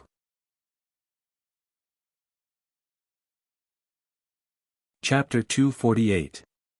Who the F***ck are you talking about? Luo Qingming was almost driven mad. He was a veritable rich second generation, and Luo's group started from the underworld. Therefore, people looked up to him, respected and feared him wherever he went. But now he was regarded as a psychopath by Qin Haodong. He shouted at Qin Haodong furiously, "Boy, don't think you're great just because you have a formula. If you offend our Luo's group, your formula will be a piece of waste paper. You can't do anything." Qin Haodong said coldly, "What I do has nothing to do with you. Get out of here. Boy, you're looking for death." Luo Qingming said aggressively, "Why don't you find out how our Luo's group started? If you don't give me the formula today, I promise you won't see the sun tomorrow." Qin Haodong didn't want to talk nonsense with such a person. He shouted to the door, "Saber, come in." So many people had come here today. If Saber hadn't been waiting outside, he wouldn't have been able to do anything. Sure enough, as soon as the door opened, Saber came in from outside. "Boss, what can I do for you?" Qin Haodong raised his hand and pointed at Luo Qingming. "Strip this idiot and throw him out." "How dare you? I think you don't want to live. If anyone dares to touch me, I promise you won't see the sun tomorrow." Luo Qingming put on the prestige of the son of an official and a gangster, looking full of momentum. If it had been an ordinary person, he might have been frightened by him, but Saber had seen all kinds of big shots. How could he be frightened by a small fish like him? He stepped forward and slapped him to the ground. "Bastard, how dare you hit me?" Luo Qingming had also learned Sanda, Taekwondo, and so on for a few days. He originally wanted to resist, but his little kung fu was nothing in front of the saber. Soon his clothes were torn to pieces and he was naked. You've gone too far." Luo Qingming was used to being arrogant outside. He thought that he could do whatever he wanted with the reputation of Luo's group, so he didn't even bring a bodyguard. He never dreamed that this would happen. He squatted on the ground with his arms crossed. There was fear, anger, and grievance on his face, but no arrogance and pride. He still couldn't figure out why Qin Haodong, a college student, dared to be so rude to him. In fact, Luo Qingming was a spoiled child. He had been used to being arrogant under Luo Jin's halo since he was a child. As long as he wanted something, he could easily get it with the financial resources of the Luo family or their hidden underground strength. Because of this, when he learned that Qin Haodong was just a college student, he didn't investigate further. He didn't know that Qin Haodong was Lin Momo's boyfriend and the big boss of Daddy Security Company. He went to Lin's group to ask for the formula and did such a stupid thing. In the beginning, he had thought that he would be able to get the formula back with just $1 million and let Luo Jin admire his abilities. He didn't think that not only would he not get the formula, he would also lose his clothes. Qin Haodong said discontentedly, "Saber, what did you do? If I tell you to strip him naked, then strip him naked. No matter what, you have to leave a pair of shorts. Don't you see that there are so many female colleagues in our company? Wouldn't it hurt their self-esteem if they saw his toothpicks?" "I'm sorry, boss. I was excited and didn't think too much," Saber said awkwardly. "Excited my ass. He's a man. Do you have any special hobbies? Don't be angry, boss. I'll find a way now." Saber looked around. There were no other clothes in the room, but he saw the trash can next to him at a glance. He took the garbage bag off the trash can and put it over Luo Qingming's head with the garbage inside. Although the garbage bag was not too big, it was able to cover the key part of Luo Qingming's waist. However, Luo Qingming looked more and more pitiful. His naked body was covered with all kinds of garbage. After that, Saber grabbed Luo Qingming's hair and dragged him out of the infirmary. When he arrived at the gate of Lin's group, he kicked Luo Qingming's butt and directly kicked him out. Luo Qingming got up from the ground and ran directly to the parking lot, no longer caring about anything else. Lin's group was so big that there was still a distance between the entrance and the parking lot. His strange outfit immediately attracted curious onlookers. "Young man, what are you doing? Body art? Young man, what do you mean by wearing a plastic bag? Are you calling on everyone to pay attention to environmental protection? Are you running to protect the environment? Young man, what's your slogan for running naked? Is it world peace? Luo Qingming was going crazy. He roared wildly at the people around him, get the F***ck out of here. Damn it, he's a madman. I thought it was body art. No, he looks familiar. I remember now. Isn't he the general manager of Luo's group? It was so shameful that someone in the crowd recognized him. Luo Qingming covered his face with one hand and carried the plastic bag around his waist with the other. He ran forward crazily. Fortunately, the driver he brought had good eyesight and responded quickly. He drove the car over in time. Luo Qingming opened the door and got in the car. Then he ran away. Saber returned to the infirmary and reported to Qin Haodong, "Boss, I've dealt with that fool. I really don't know where he came from." Qin Haodong turned to Zhang Jijia and said, "Do you know what's going on with Luo's pharmaceutical company?" "You really haven't heard of Luo's pharmaceutical company?" Zhang Jijia said with a surprised face. He had just thought that Qin Haodong was pretending to be confused and deliberately said that he had never heard of it. Qin Haodong said, "I really haven't heard of it. Is it very famous?" "It's more than famous. It's frighteningly famous." Zhang Jijia said, "Luo's pharmaceutical company is the only company in the Jiangnan pharmaceutical industry listed in M country, so the Luo family is rich. In addition, they used to have a gangster background, so they have always been able to do whatever they want in Jiangnan city. The man just now is Luo Qingming, the son of Luo Jin, the chairman of Luo's group. Now he is the general manager of Luo's pharmaceutical company." Qin Haodong said, "Such a brainless fool is the general manager. I really don't know how they got listed." Zhang Jijia said, "Luo Jin, the head of Luo's group, is really a character. He has a brain and a means to deal with things. Luo Qingming is much worse than his father. He is completely a spoiled child. Maybe it's been too smooth these years, so he doesn't use his brain to deal with things." Qin Haodong shook his head. In recent years, there had been a lot of rich second generations of officials in Wuxia. There were many elites among them, but most of them were brainless idiots. They had cheated their parents and grandfathers. Since ancient times, great talents had suffered many hardships. It was true that the playboy was a young man. While he was sighing with emotion, the door was pushed open from the outside with a bang. Zhu Hao came in with his 6 bodyguards.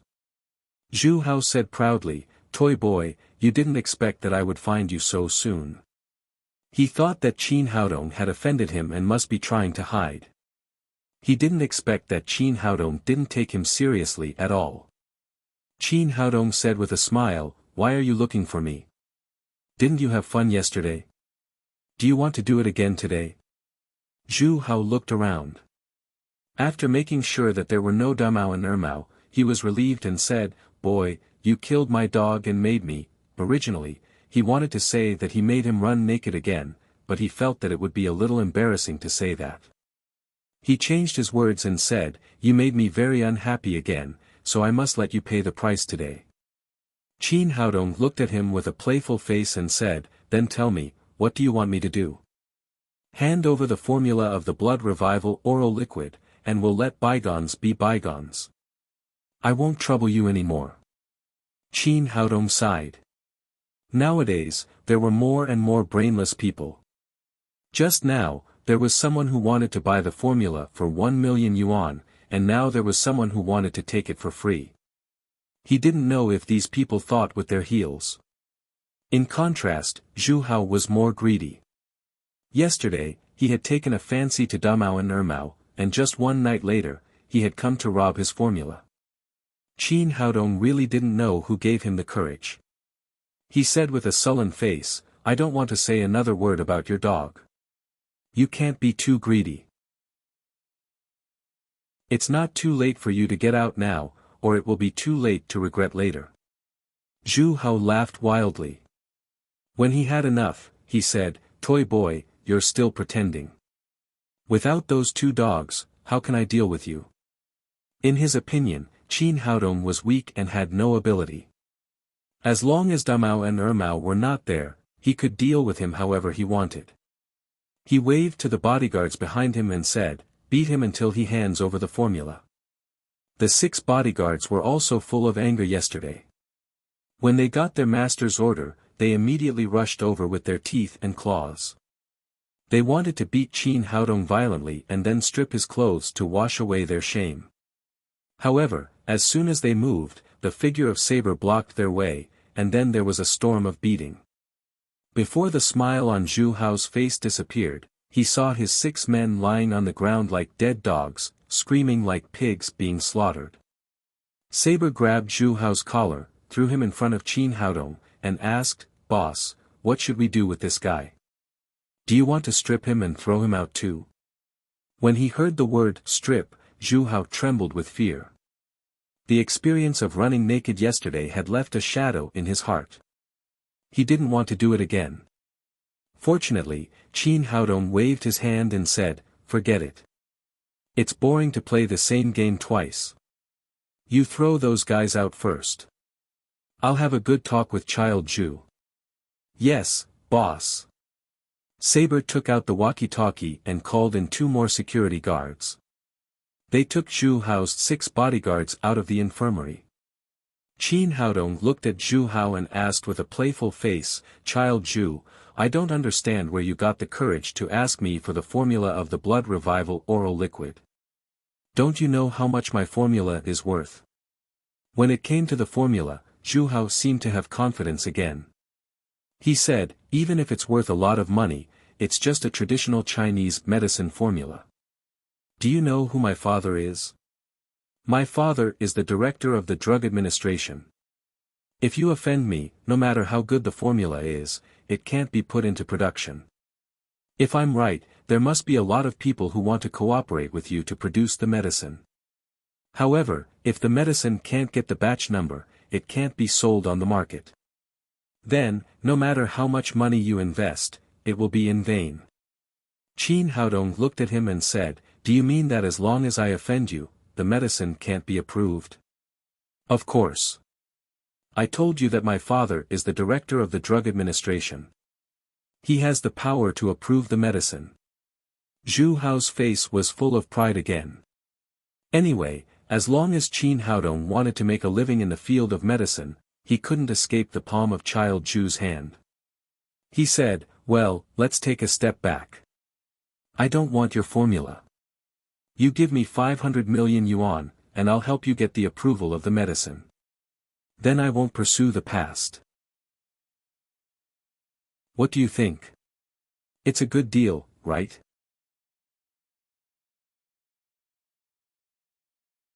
Chapter 249. The smile on Qin Haodong's face disappeared. This guy was really greedy. He didn't even do anything and just asked for 500 million yuan. He said in a cold voice, "The formula is mine. Why should I pay you?" "Because my father is the director of the Drug Administration." Zhu Hao said confidently, "Don't think I'm scaring you.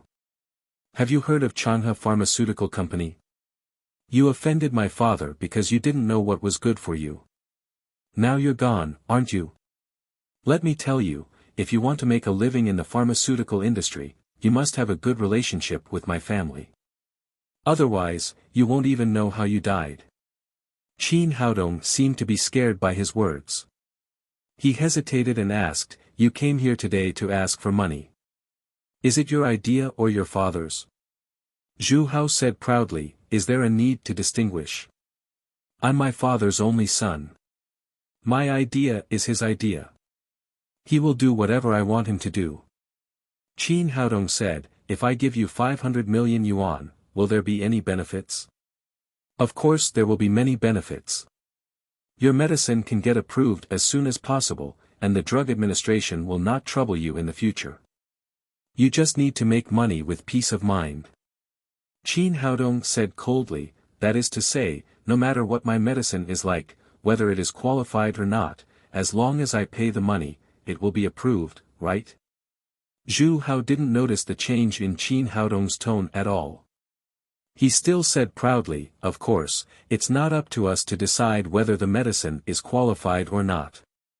Have you ever thought about what kind of harm this medicine will bring to people if it is put on the market?" Zhu Hao seemed to feel that something was wrong. He said impatiently, "Why are you talking so much? Just tell me whether you will pay or not." Qin Haodong said coldly, "I have the money, but I won't give it to you."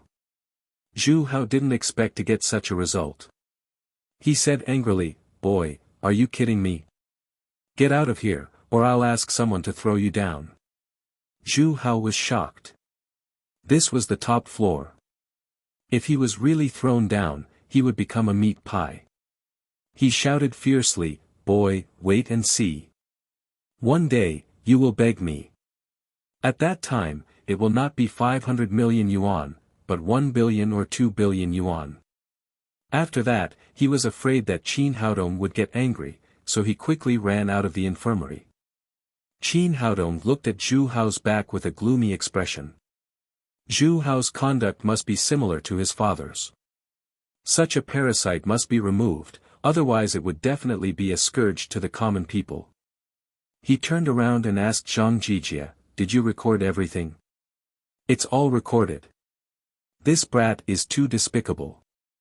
Brother, you must teach him a lesson." Zhang Jijia handed a memory card to Qin Haodong. He hadn't taken the pinhole camera he bought last time home.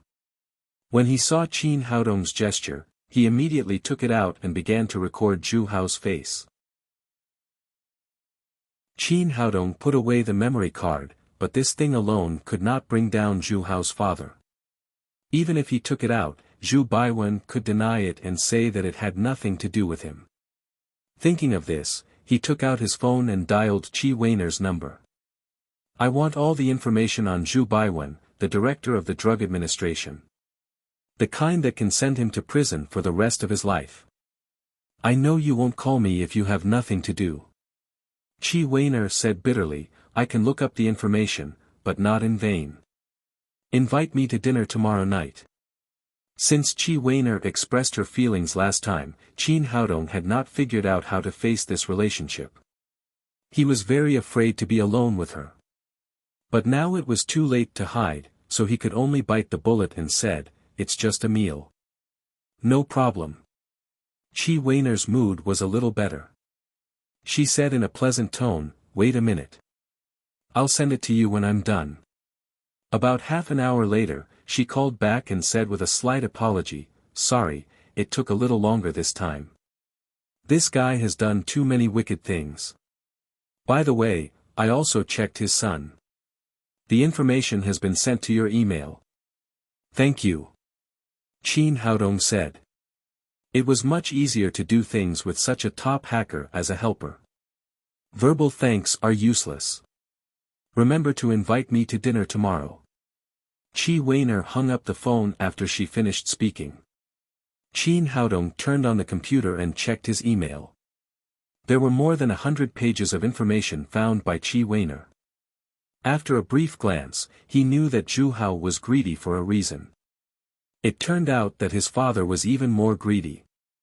He had 16 properties, 9 lovers, 8 cars, and deposits in major banks amounted to 8 figures. However, this guy's means were really covert. There were only 2 properties in Jiangnan, and most of them were purchased in other cities. Only a computer expert like Qi Weiner could find them. Zhu Hao also had a lot of things.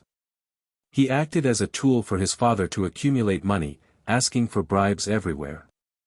For those who refused to yield and bow their heads, Zhu Baiwen used his power to suppress them. There was once a medium-sized pharmaceutical company called Baishan Pharmaceutical. Because it offended the father and son of the Zhu family, it had to withdraw from the pharmaceutical market. At the same time, this guy also hired bodyguards to fight everywhere, bully men and women, and did a lot of wicked things. Qi Weiner's information was very detailed. There was a lot of evidence for everything. As long as these things were handed over to the relevant departments, they could directly investigate the responsibility without even an investigation. After reading it, Qin Haodong sneered. It seemed that the good days of the father and son of the Zhu family were coming to an end. In a small conference room, Zhu Baiwen was sitting opposite Li Changji at this time, reporting the work with a serious expression. He had been in the officialdom for many years, and the best thing was to cater to people's interests. He was very clear about what the great man in front of him cared about most. Mayor Li, the best work of our drug administration is the honest work. From the beginning, I have set an example. I will never take a penny from the enterprise. Everything is based on service. Just when he was talking with great enthusiasm, the door opened and Wang Rubing came in from the outside. Li Changji glanced at his secretary. Although it had only been more than 10 days, he was very satisfied with this calm and capable little girl. He was very clear that if there was nothing important, Wang Rubing would not disturb him when he was listening to the report. Mayor Li, I just received some information. I think it is necessary to show it to you now. After Wang Rubing finished speaking, she put a thick stack of printed materials in front of Li Changji. Li Changji looked through it quickly. The more he read, the more gloomy his face became. Finally, his face was full of anger. Zhu Baiwen sat opposite him awkwardly. He didn't know whether he should continue the report or not. At the same time, he was very surprised. He didn't know what Wang Rubing had brought. Why was Li Changji so angry after reading it? Just when he didn't know what to do, Li Changji slapped the materials in his hand in front of him and said sternly, "You say one thing and do another. This is what you have done." Zhu Baiwen was shocked. Just a moment ago, this great god was still amiable and even very appreciative of his report. How did he suddenly become angry? The answer should be in this stack of materials. He took it and looked at it. The more he read, the paler his face became. Finally, he directly collapsed in the chair. Mayor Li, Zhu Baiwen stammered for a long time, but he couldn't say a complete word. He wanted to find a reason to defend himself and shirk his responsibility, but the information in front of him was so sufficient that he couldn't even find an excuse. He really couldn't understand. He had done a lot of things secretly. He didn't know how he had been found out. Did Li Changji use a special department to investigate him? Wang Rubing said again, "Mayor Li, here is the latest video." Then she turned on her mobile phone, and Zhu Hao's arrogant face appeared on the screen. "What I mean is what my father means. If you want to make a living in the pharmaceutical industry, you can't offend us.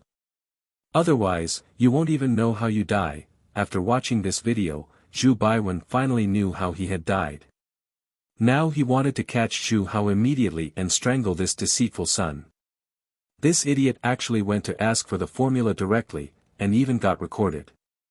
He really wanted money so much that he went crazy.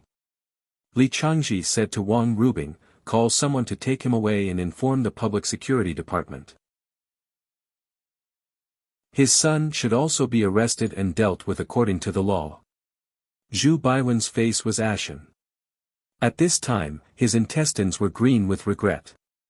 Unfortunately, there was no medicine for regret in this world. If he had known this, he wouldn't have done it. Soon, he was handcuffed by the discipline inspection staff and taken out of the conference room. After leaving Lin's group, Zhu Hao hated Qin Haodong to the core. He immediately drove to the drug administration to find his father. He must let his father deal with such an ungrateful person. Qin Haodong dared to disrespect him. He was courting death. He even imagined the scene of Qin Haodong kneeling down and begging him. However, when he arrived at the drug administration, Zhu Baiwen was not there. The secretary told him that he had gone to a meeting. Zhu Hao didn't leave. He sat directly in the office and waited. He couldn't do anything until he dealt with Qin Haodong. After waiting for half an hour, the office door was opened. "Dad, you're back. I tell you, today you must deal with Qin Haodong." Zhu Hao was halfway through his words when he looked up and saw that it was not his father, Zhu Baiwen, who came in, but two policemen in uniform. Coincidentally, it was the two policemen who caught him running naked yesterday. He said discontentedly, "What are you doing here? Haven't you already dealt with what happened yesterday? I've paid the fine. This time, it's not about you driving naked. If you want to be naked again, go to prison." The two policemen did not hesitate to handcuff Zhu Hao and take him to the police station. "Let me go. Do you know who I am? My father is Zhu Baiwen." Until now, Zhu Hao still wanted to rely on his father to show off. A policeman sneered and said, "Of course we know. You can reunite with him when you go to prison." "What? Did you say that my father was also arrested?" Zhu Hao asked in horror. He could do nothing but indulge in debauchery. His father was his biggest support. If Zhu Baiwen was also arrested, he would be completely dumbfounded. "Not only was your father arrested, but he will definitely be sentenced more than you. Sooner or later, you will meet a ghost if you walk in the dark. You and your father will spend the rest of your life in prison because of the wicked things you have done." The policeman did not talk nonsense with him. He directly stuffed Zhu Hao into the police car and was taken away with the siren. In Luo Enterprises, Luo Jin was busy with the work at hand. He thought of the formula of the blood revival oral liquid and wondered how his precious son was doing. He also knew Luo Qingming's temper very well. However, he only had one son, and he would take over his position in the future. He had to train him well, so he had asked Luo Qingming to do it. He took out his mobile phone and dialed Luo Qingming's number. He asked, "Qingming, how is the discussion about the formula going?"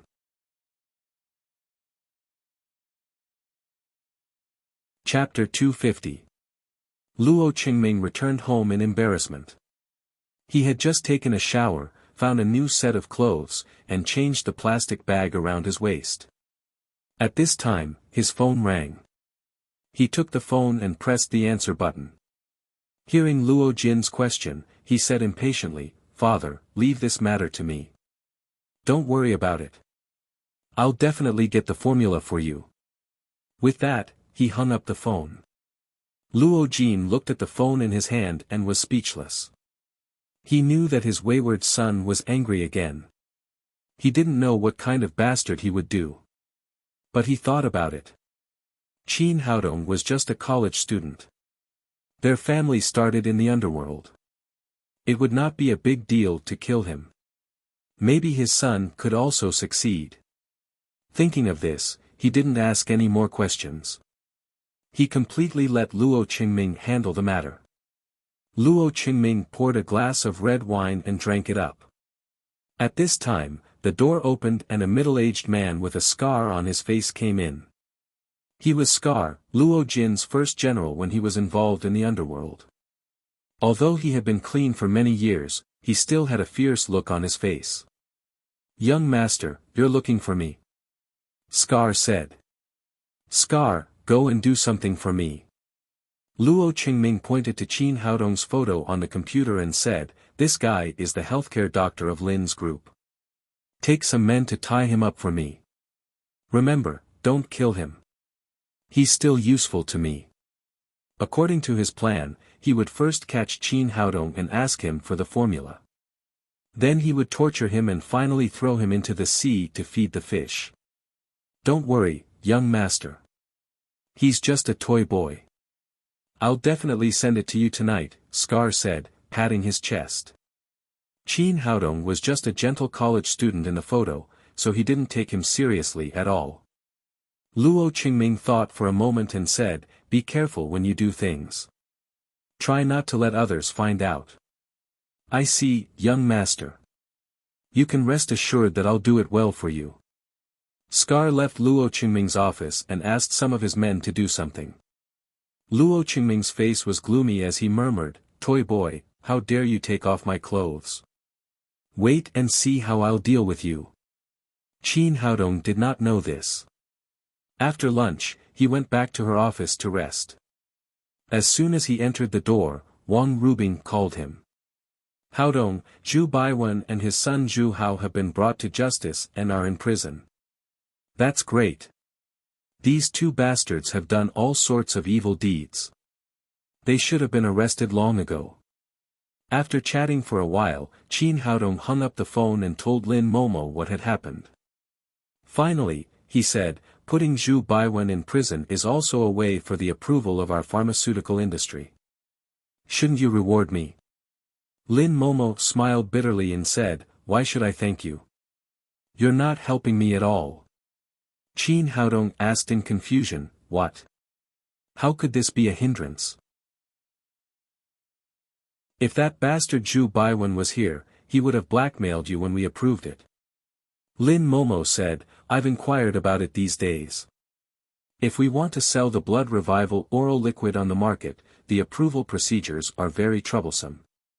The first pass is the Drug Administration of Jiangnan City. Generally speaking, the drug approval procedures are very cumbersome. It takes at least 3 months for a drug to be approved and put on the market. If it takes a long time, there is almost no time limit. Although Zhu Baiwen is a little greedy, he does work for money. If he was here, not only could we get the approval procedures, but we could also save a lot of time. It's worth it to spend a little money. Now that he has been arrested, it will be really difficult to get the drug approval. If it takes too long, it will be very bad for our new drug to go on the market.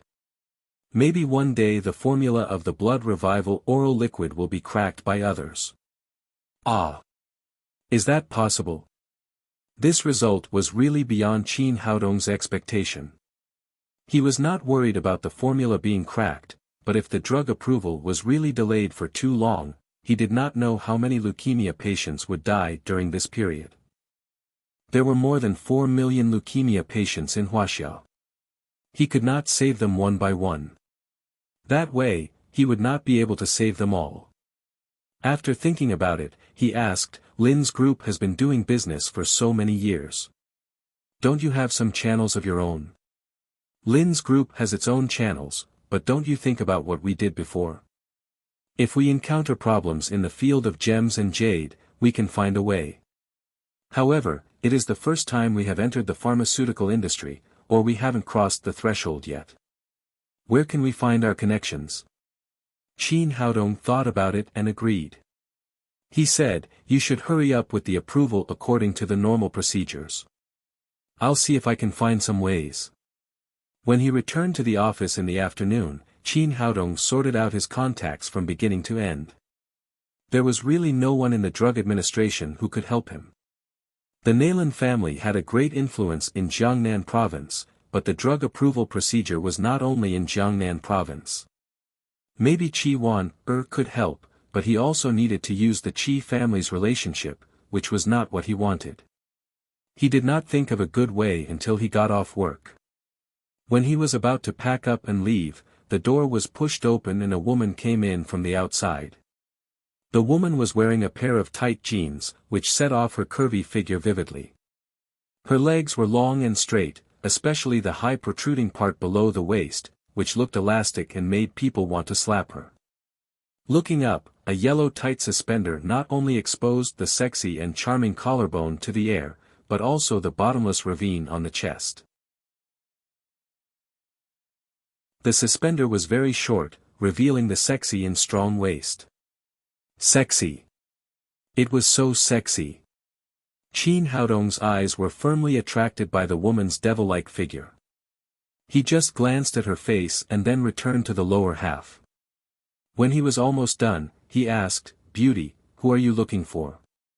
Qin Haodong, what do you mean? You've been out for more than 10 days, and you pretend not to know me? Ah.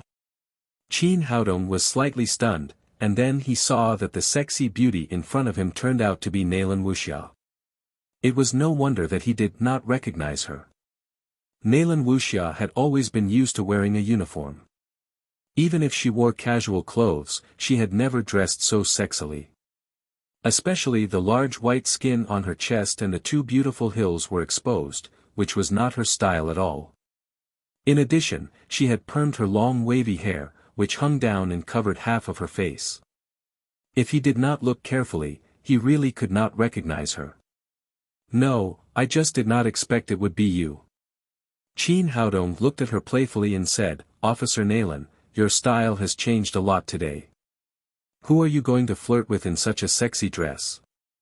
Nalan Wuxia stared at him, and her cheeks slightly floated into two groups of red.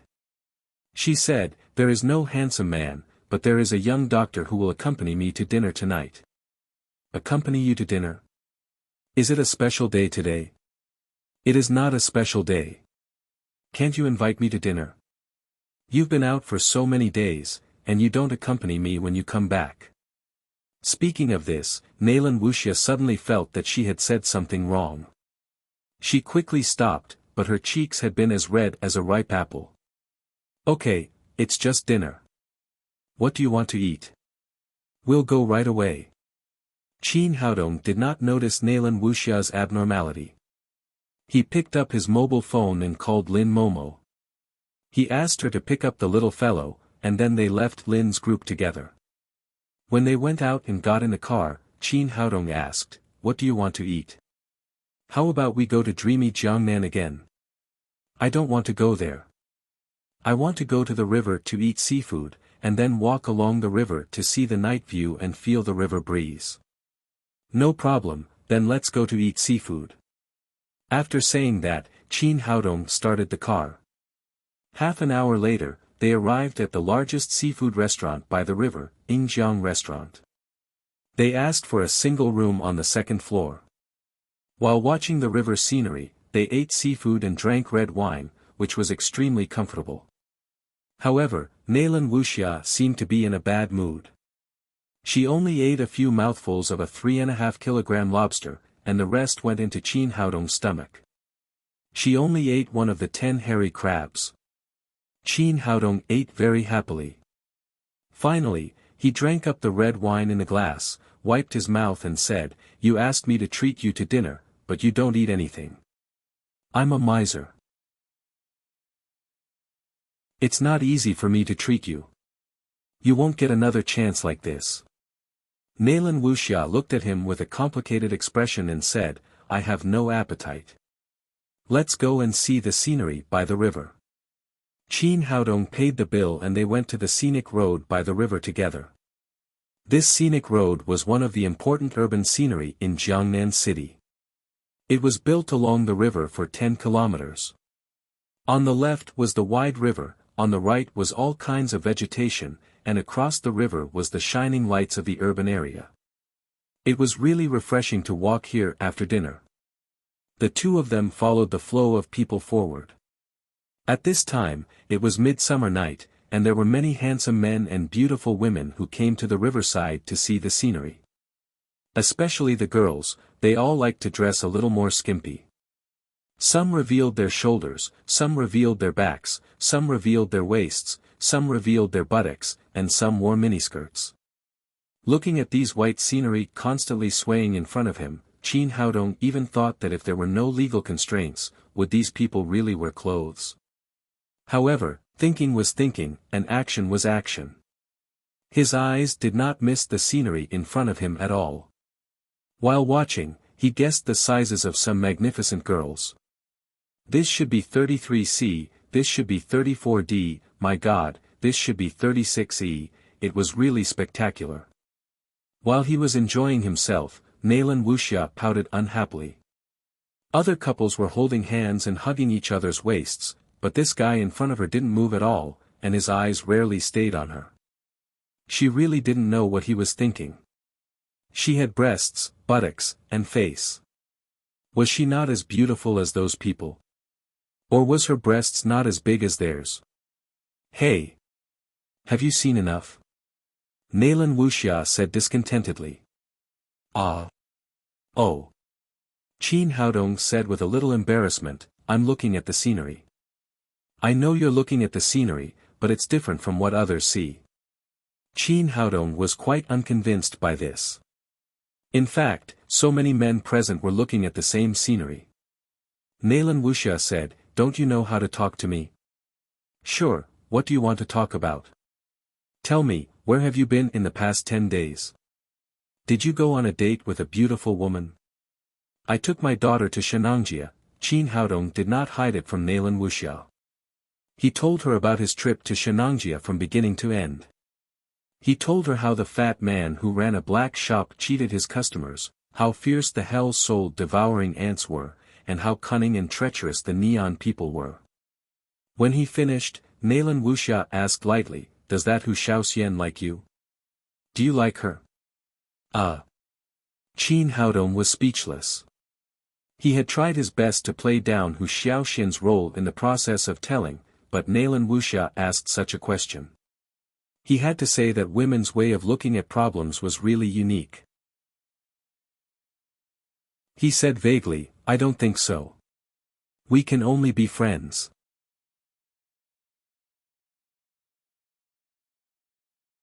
Chapter 251.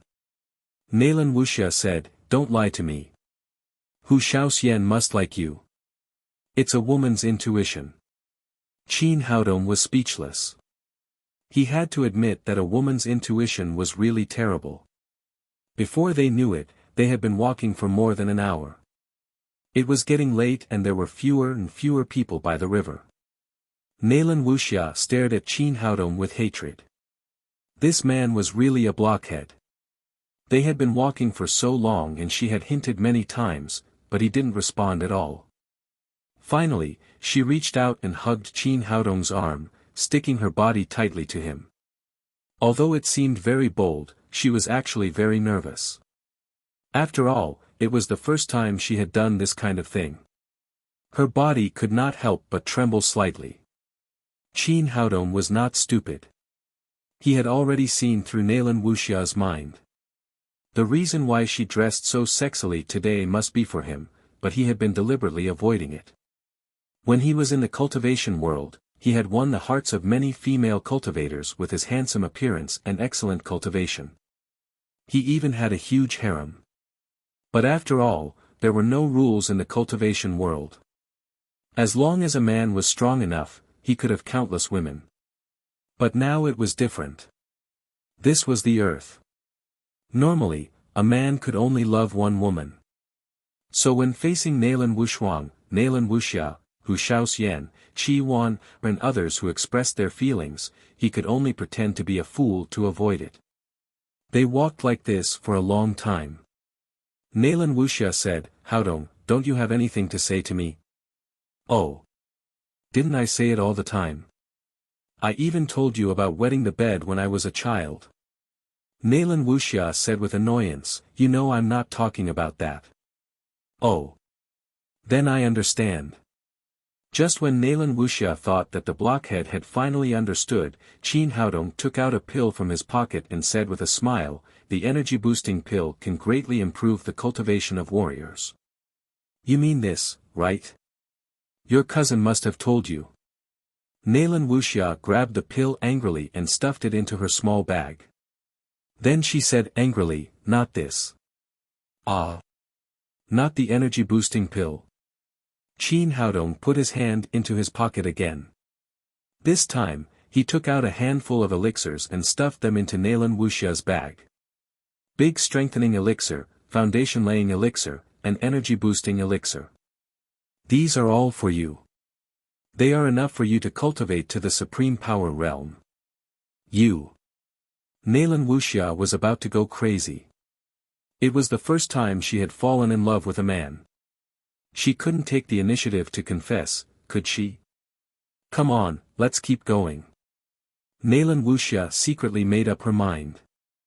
As long as this guy did not take the initiative to speak today, she would drag him to the riverside for the night. Qin Haodong said with a bitter face, "Sister, we've walked here 3 times. It's already midnight.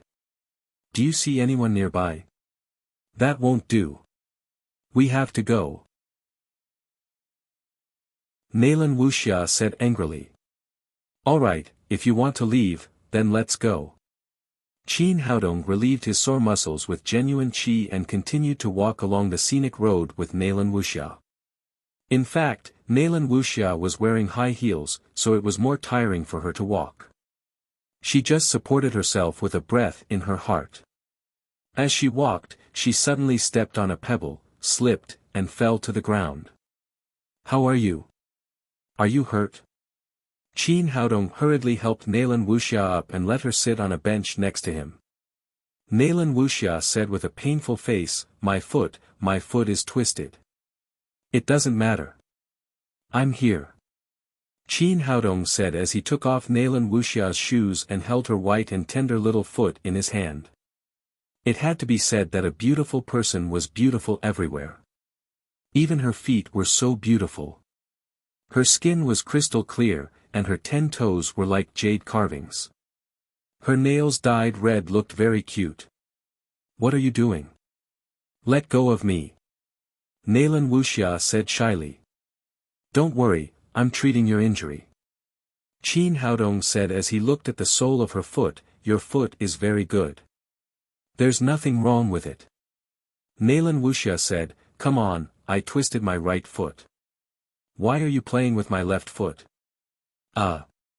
Sorry, I made a mistake."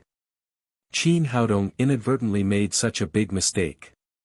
He hurriedly put on the right shoe and then took Nalan Wuxia's left foot. At this time, he found that the ankle had just been twisted seriously. It was swollen and scary. Fortunately, his medical skills were superb. This little injury was nothing at all. He held the ankle and gently rubbed it. Under the nourishment of the greenwood genuine qi, the swollen skin began to quickly reduce and the bruise slowly faded. 5 minutes later, Qin Haodong put the shoe back on her and said, "Okay, you can walk."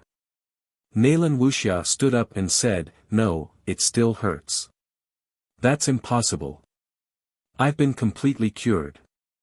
How can it still hurt?" Qin Haodong squatted down to check the ankle that had just been injured and made sure that there was no problem. Nalan Wuxia said coquettishly, "I don't care. Anyway, it hurts and I can't walk." "Well." Qin Haodong looked at the empty landscape road and said, "What should we do? There are no cars here." Nalan Wuxia smiled slyly, "Carry me on your back." Qin Haodong realized that the pain in the woman's foot was fake. She really wanted him to carry her. "This is not good. What's wrong with it? I'll let you carry me. Anyway, I won't go if you don't carry me." After saying that, Nalan Wuxia sat on the bench in a huff. "Well, okay, I'll carry you." Qin Haodong couldn't leave Nalan Wuxia alone, so he turned around and said, "Come on, I'll carry you." "That's more like it." Nalan Wuxia immediately smiled. She held the 2 shoes in her hands and then lay on Qin Haodong's back. Qin Haodong felt a soft and elastic pressure on his back, which made his heart suddenly beat faster. He naturally turned back to hold the elastic buttocks and stepped forward. Nalan Wuxia put her hands around Qin Haodong's neck. It was the first time that she had been touched there. She couldn't help blushing and crying shyly, "You can't touch me there."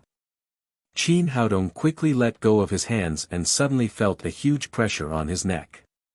He put down Nalan Wuxia and said, "How can you carry me without holding your buttocks? Are you going to strangle me? That's not right.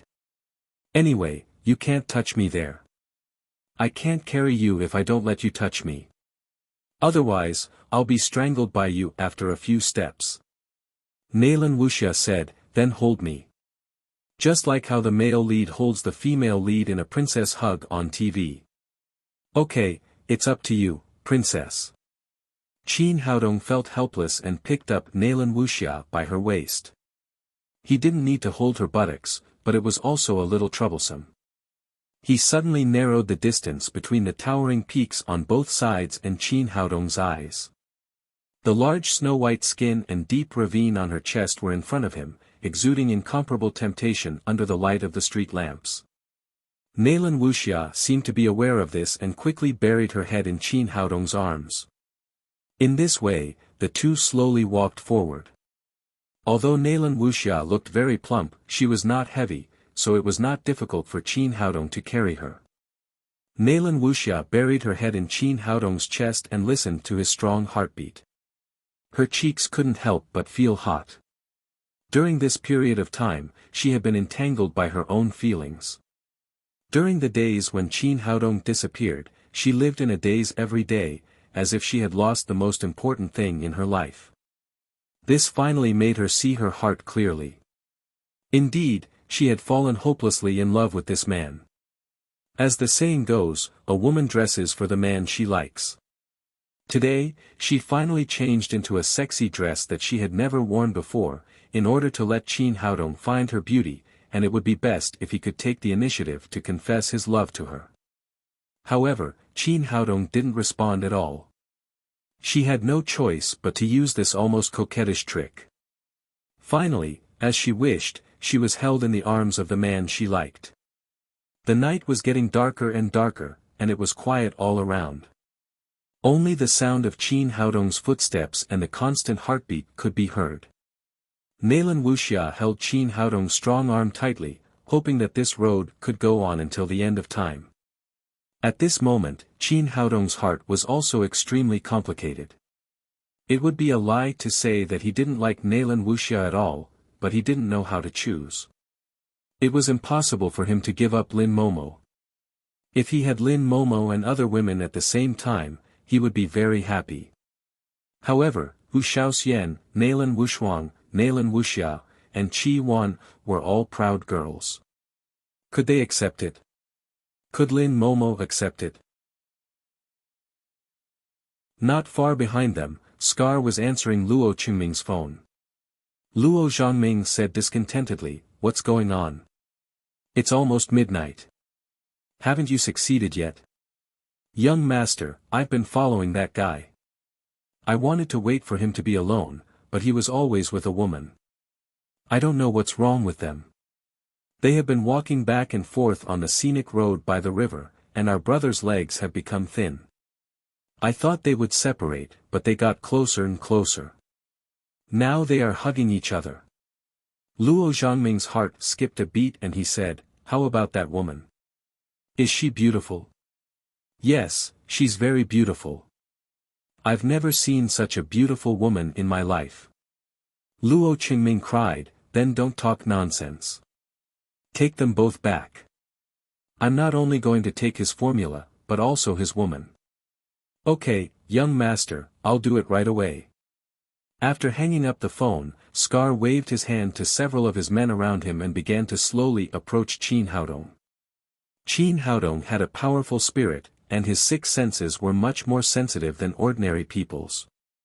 Although Scar's voice was very low, he still heard it clearly. Seeing these people approaching him, the corner of his mouth curled into a sneer. "Since you want to kidnap me, then I'll let you kidnap me.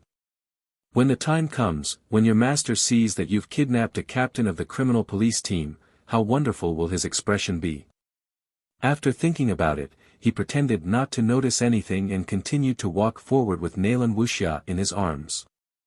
Nalan Wuxia was immersed in happiness at this time, and she really didn't notice these people approaching. Behind Qin Haodong, Scar smiled proudly. The task of kidnapping a college student was too simple for him. He suddenly propped up the sack in his hand and put it over Qin Haodong's head. Because the sack was big enough, both of them were put together at once. Then he skillfully tied the sack with a rope. A gangster next to him came over and was about to hit Qin Haodong with a wooden stick.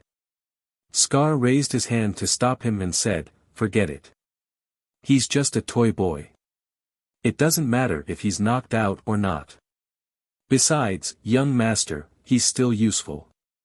If he becomes stupid, you won't be able to get the formula out of him." He then said to the two people in the sack, "If you know what's good for you, behave yourselves. Otherwise, you'll be the ones to suffer." Qin Haodong pretended to be nervous and said, "Please, don't kill us. We will cooperate. Anything will do."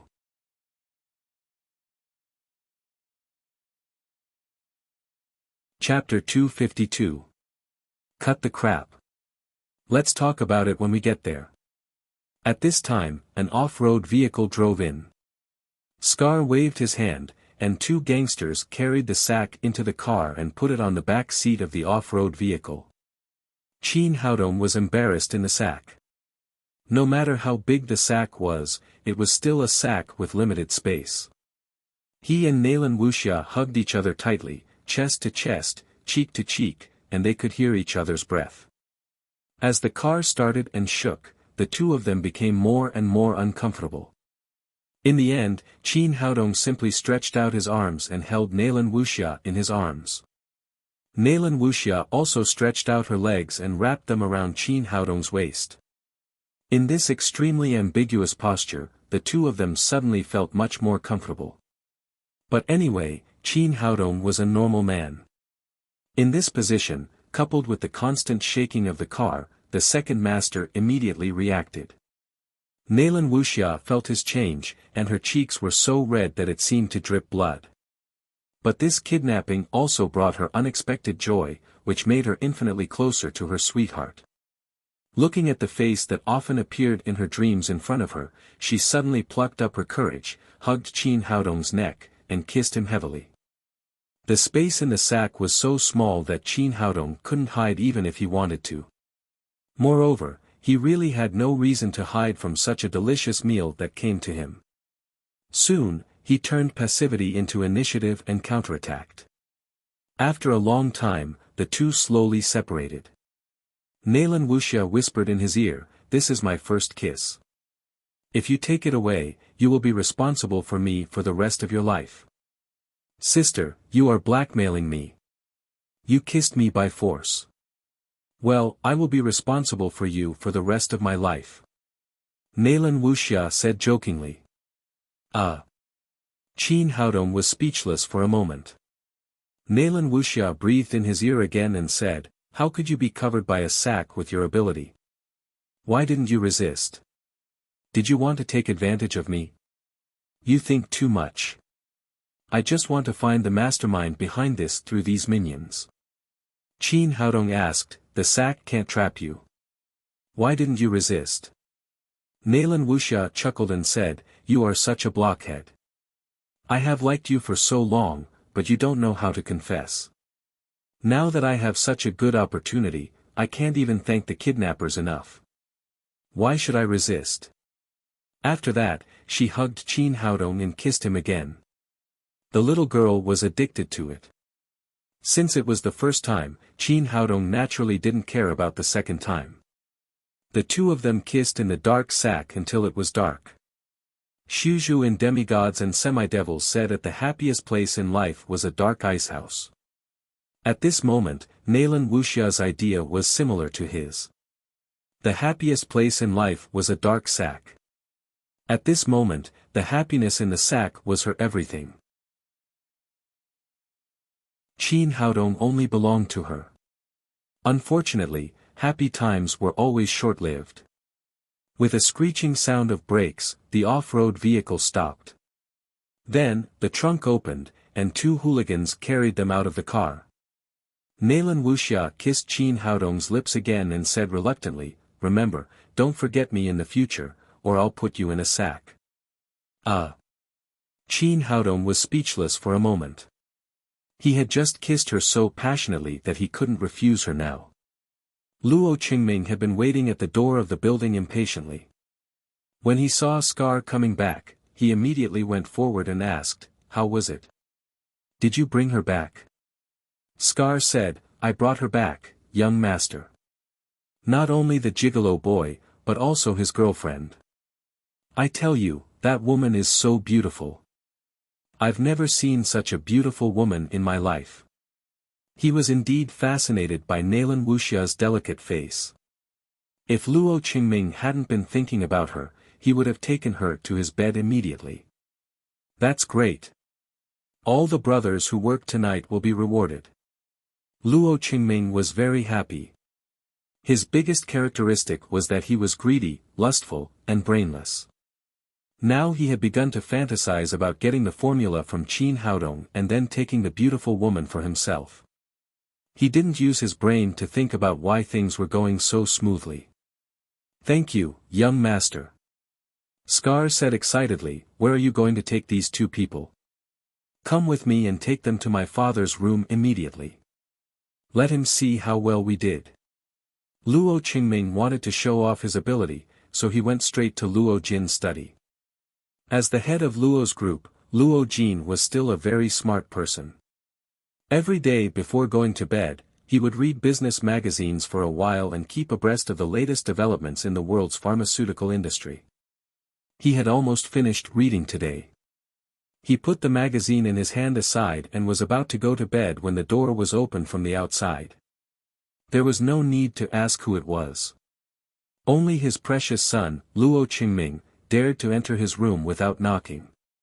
Sure enough, after the door was opened, Luo Qingming walked in with a happy face. Luo Jin asked, "Why aren't you sleeping so late? What's the matter?" "Father, I want to show you a surprise," Luo Qingming said and waved his hand behind him. Scar and some gangsters carried a big sack in. "What's this?" Luo Jin asked in surprise. "It's that gigolo boy. I've asked someone to tie him up. We'll get the formula later." Luo Jin sighed secretly. It seemed that Luo Qingming had used underworld means, but it was only this time. After all, the formula of the blood revival oral liquid was too important for Luo's group. Luo Qingming waved to his men and said, "Open the sack." Two gangsters immediately untied the rope at the mouth of the sack and let Qin Haodong and Nalan Wuxia out. After seeing the light again, Qin Haodong helped Nalan Wuxia stand up. Then, with his back to the people behind him, he reached out to tidy her messy hair. "Boy, you're really a lover. You're still showing off your love at this time." Although Luo Qingming couldn't see Nalan Wuxia's face, he saw her two long legs. His eyes became eager and he said to Luo Jing, "Father, you keep the gigolo boy and ask for the formula. I want the woman. These two long legs are enough for me to play with for 3 months."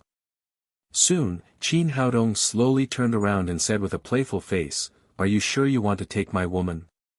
Hearing Qin Haodong say that she was his woman, Nalan Wuxia's face flushed, which made her look even more beautiful. Luo Qingming drooled and said, "Yes, of course. Do you have any objections?"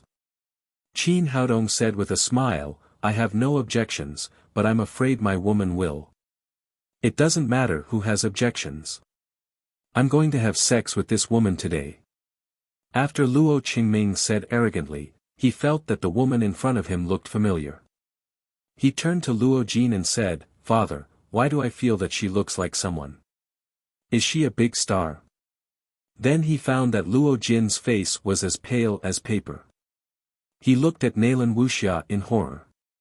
"Father, what's wrong with you?" Luo Qingming's heart tightened. Did his father fall in love with this woman? Luo Jin ignored him at all. He came to Nalan Wuxia nervously and said, "Captain Nalan, I'm sorry. I'm really sorry. There must be a misunderstanding today." He tried to explain, but he couldn't find a suitable reason. He never dreamed that Luo Qingming, the fool, would tie Nalan Wuxia up. Although this woman was beautiful, her identity was even more frightening. Luo's group couldn't afford to offend either of them, whether it was the captain of the crime squad or the young lady of the Nalan family. Nalan Wuxia's face darkened. In an instant, she changed from a little woman in love to a female tyrannosaurus. She shouted coldly, "Luo Jin, what do you mean? You tied me up here. Do you have a problem with our Nalan family, or do you want to take revenge on the captain of the crime squad?" Luo Jin's legs trembled and he almost fell to the ground. The two hats were so big that he couldn't catch either of them. Although Luo's group had some strength, it was still no match for the giant Nalan family. If the old man Nalan Jie knew that he had kidnapped his granddaughter, Luo's group wouldn't be able to stay in Jiangnan anymore. Not to mention the captain of the crime squad. People didn't fight with officials. No matter how powerful they were, they didn't dare to openly challenge the police station. "Bastard, this is all your fault." Luo Jin couldn't explain. He slapped Luo Qingming in the face, and then kicked Scar Wang to the ground. Luo Qingming finally sobered up a little after being slapped. He recognized who the beautiful woman in front of him was. Originally, he knew Nalan Wuxia, who had long been listed as one of the people Luo's group couldn't afford to offend. However, Nalan Wuxia's image had changed a lot today. She was very different from before. For the first time, she showed superhuman sexiness and hotness, so he didn't recognize her for a while. He covered his swollen face and said, "Father, I don't know. This is Miss Nalan." Nalan Wuxia said coldly, "Do you mean that you can kidnap ordinary people at will? Is there any law in your eyes? Do you know how many years you will be sentenced for kidnapping?" Luo Jin's heart skipped a beat. He knew that today's matter was serious. If Nalan Wuxia didn't let them go, they would stay in prison for at least 10 years for kidnapping, extortion, and assaulting the police. He could shirk the responsibility, but Luo Qingming couldn't. Luo Qingming also realized this. He gritted his teeth and whispered to Luo Jin, "Father, why don't we kill these two people directly? Anyway, no one will know what happened today, and no one will know that it was our family who did it." Luo Jin was shocked. His son was really bold. It would be better to kill Qin Haodong, but if he really killed Nalan Wuxia, it would be a big deal. Both the Jiangnan Public Security Bureau and the Nalan family would go crazy. Although Nalan Wuxia didn't hear what Luo Qingming said, she guessed it from his expression. She sneered and said, "What? Do you want to kill people to keep their mouths shut? That's a good idea, but you need to have the ability to do it." Then she stretched out a white finger and poked at the tea table in front of her. The tea table was made of pure mahogany, and its hardness could be imagined. Even if she cut it with a knife, she could only leave a mark. But at this time, in Nalan Wuxia's hand, it was like tofu. She directly poked a hole. Luo Jin was shocked. He was also knowledgeable.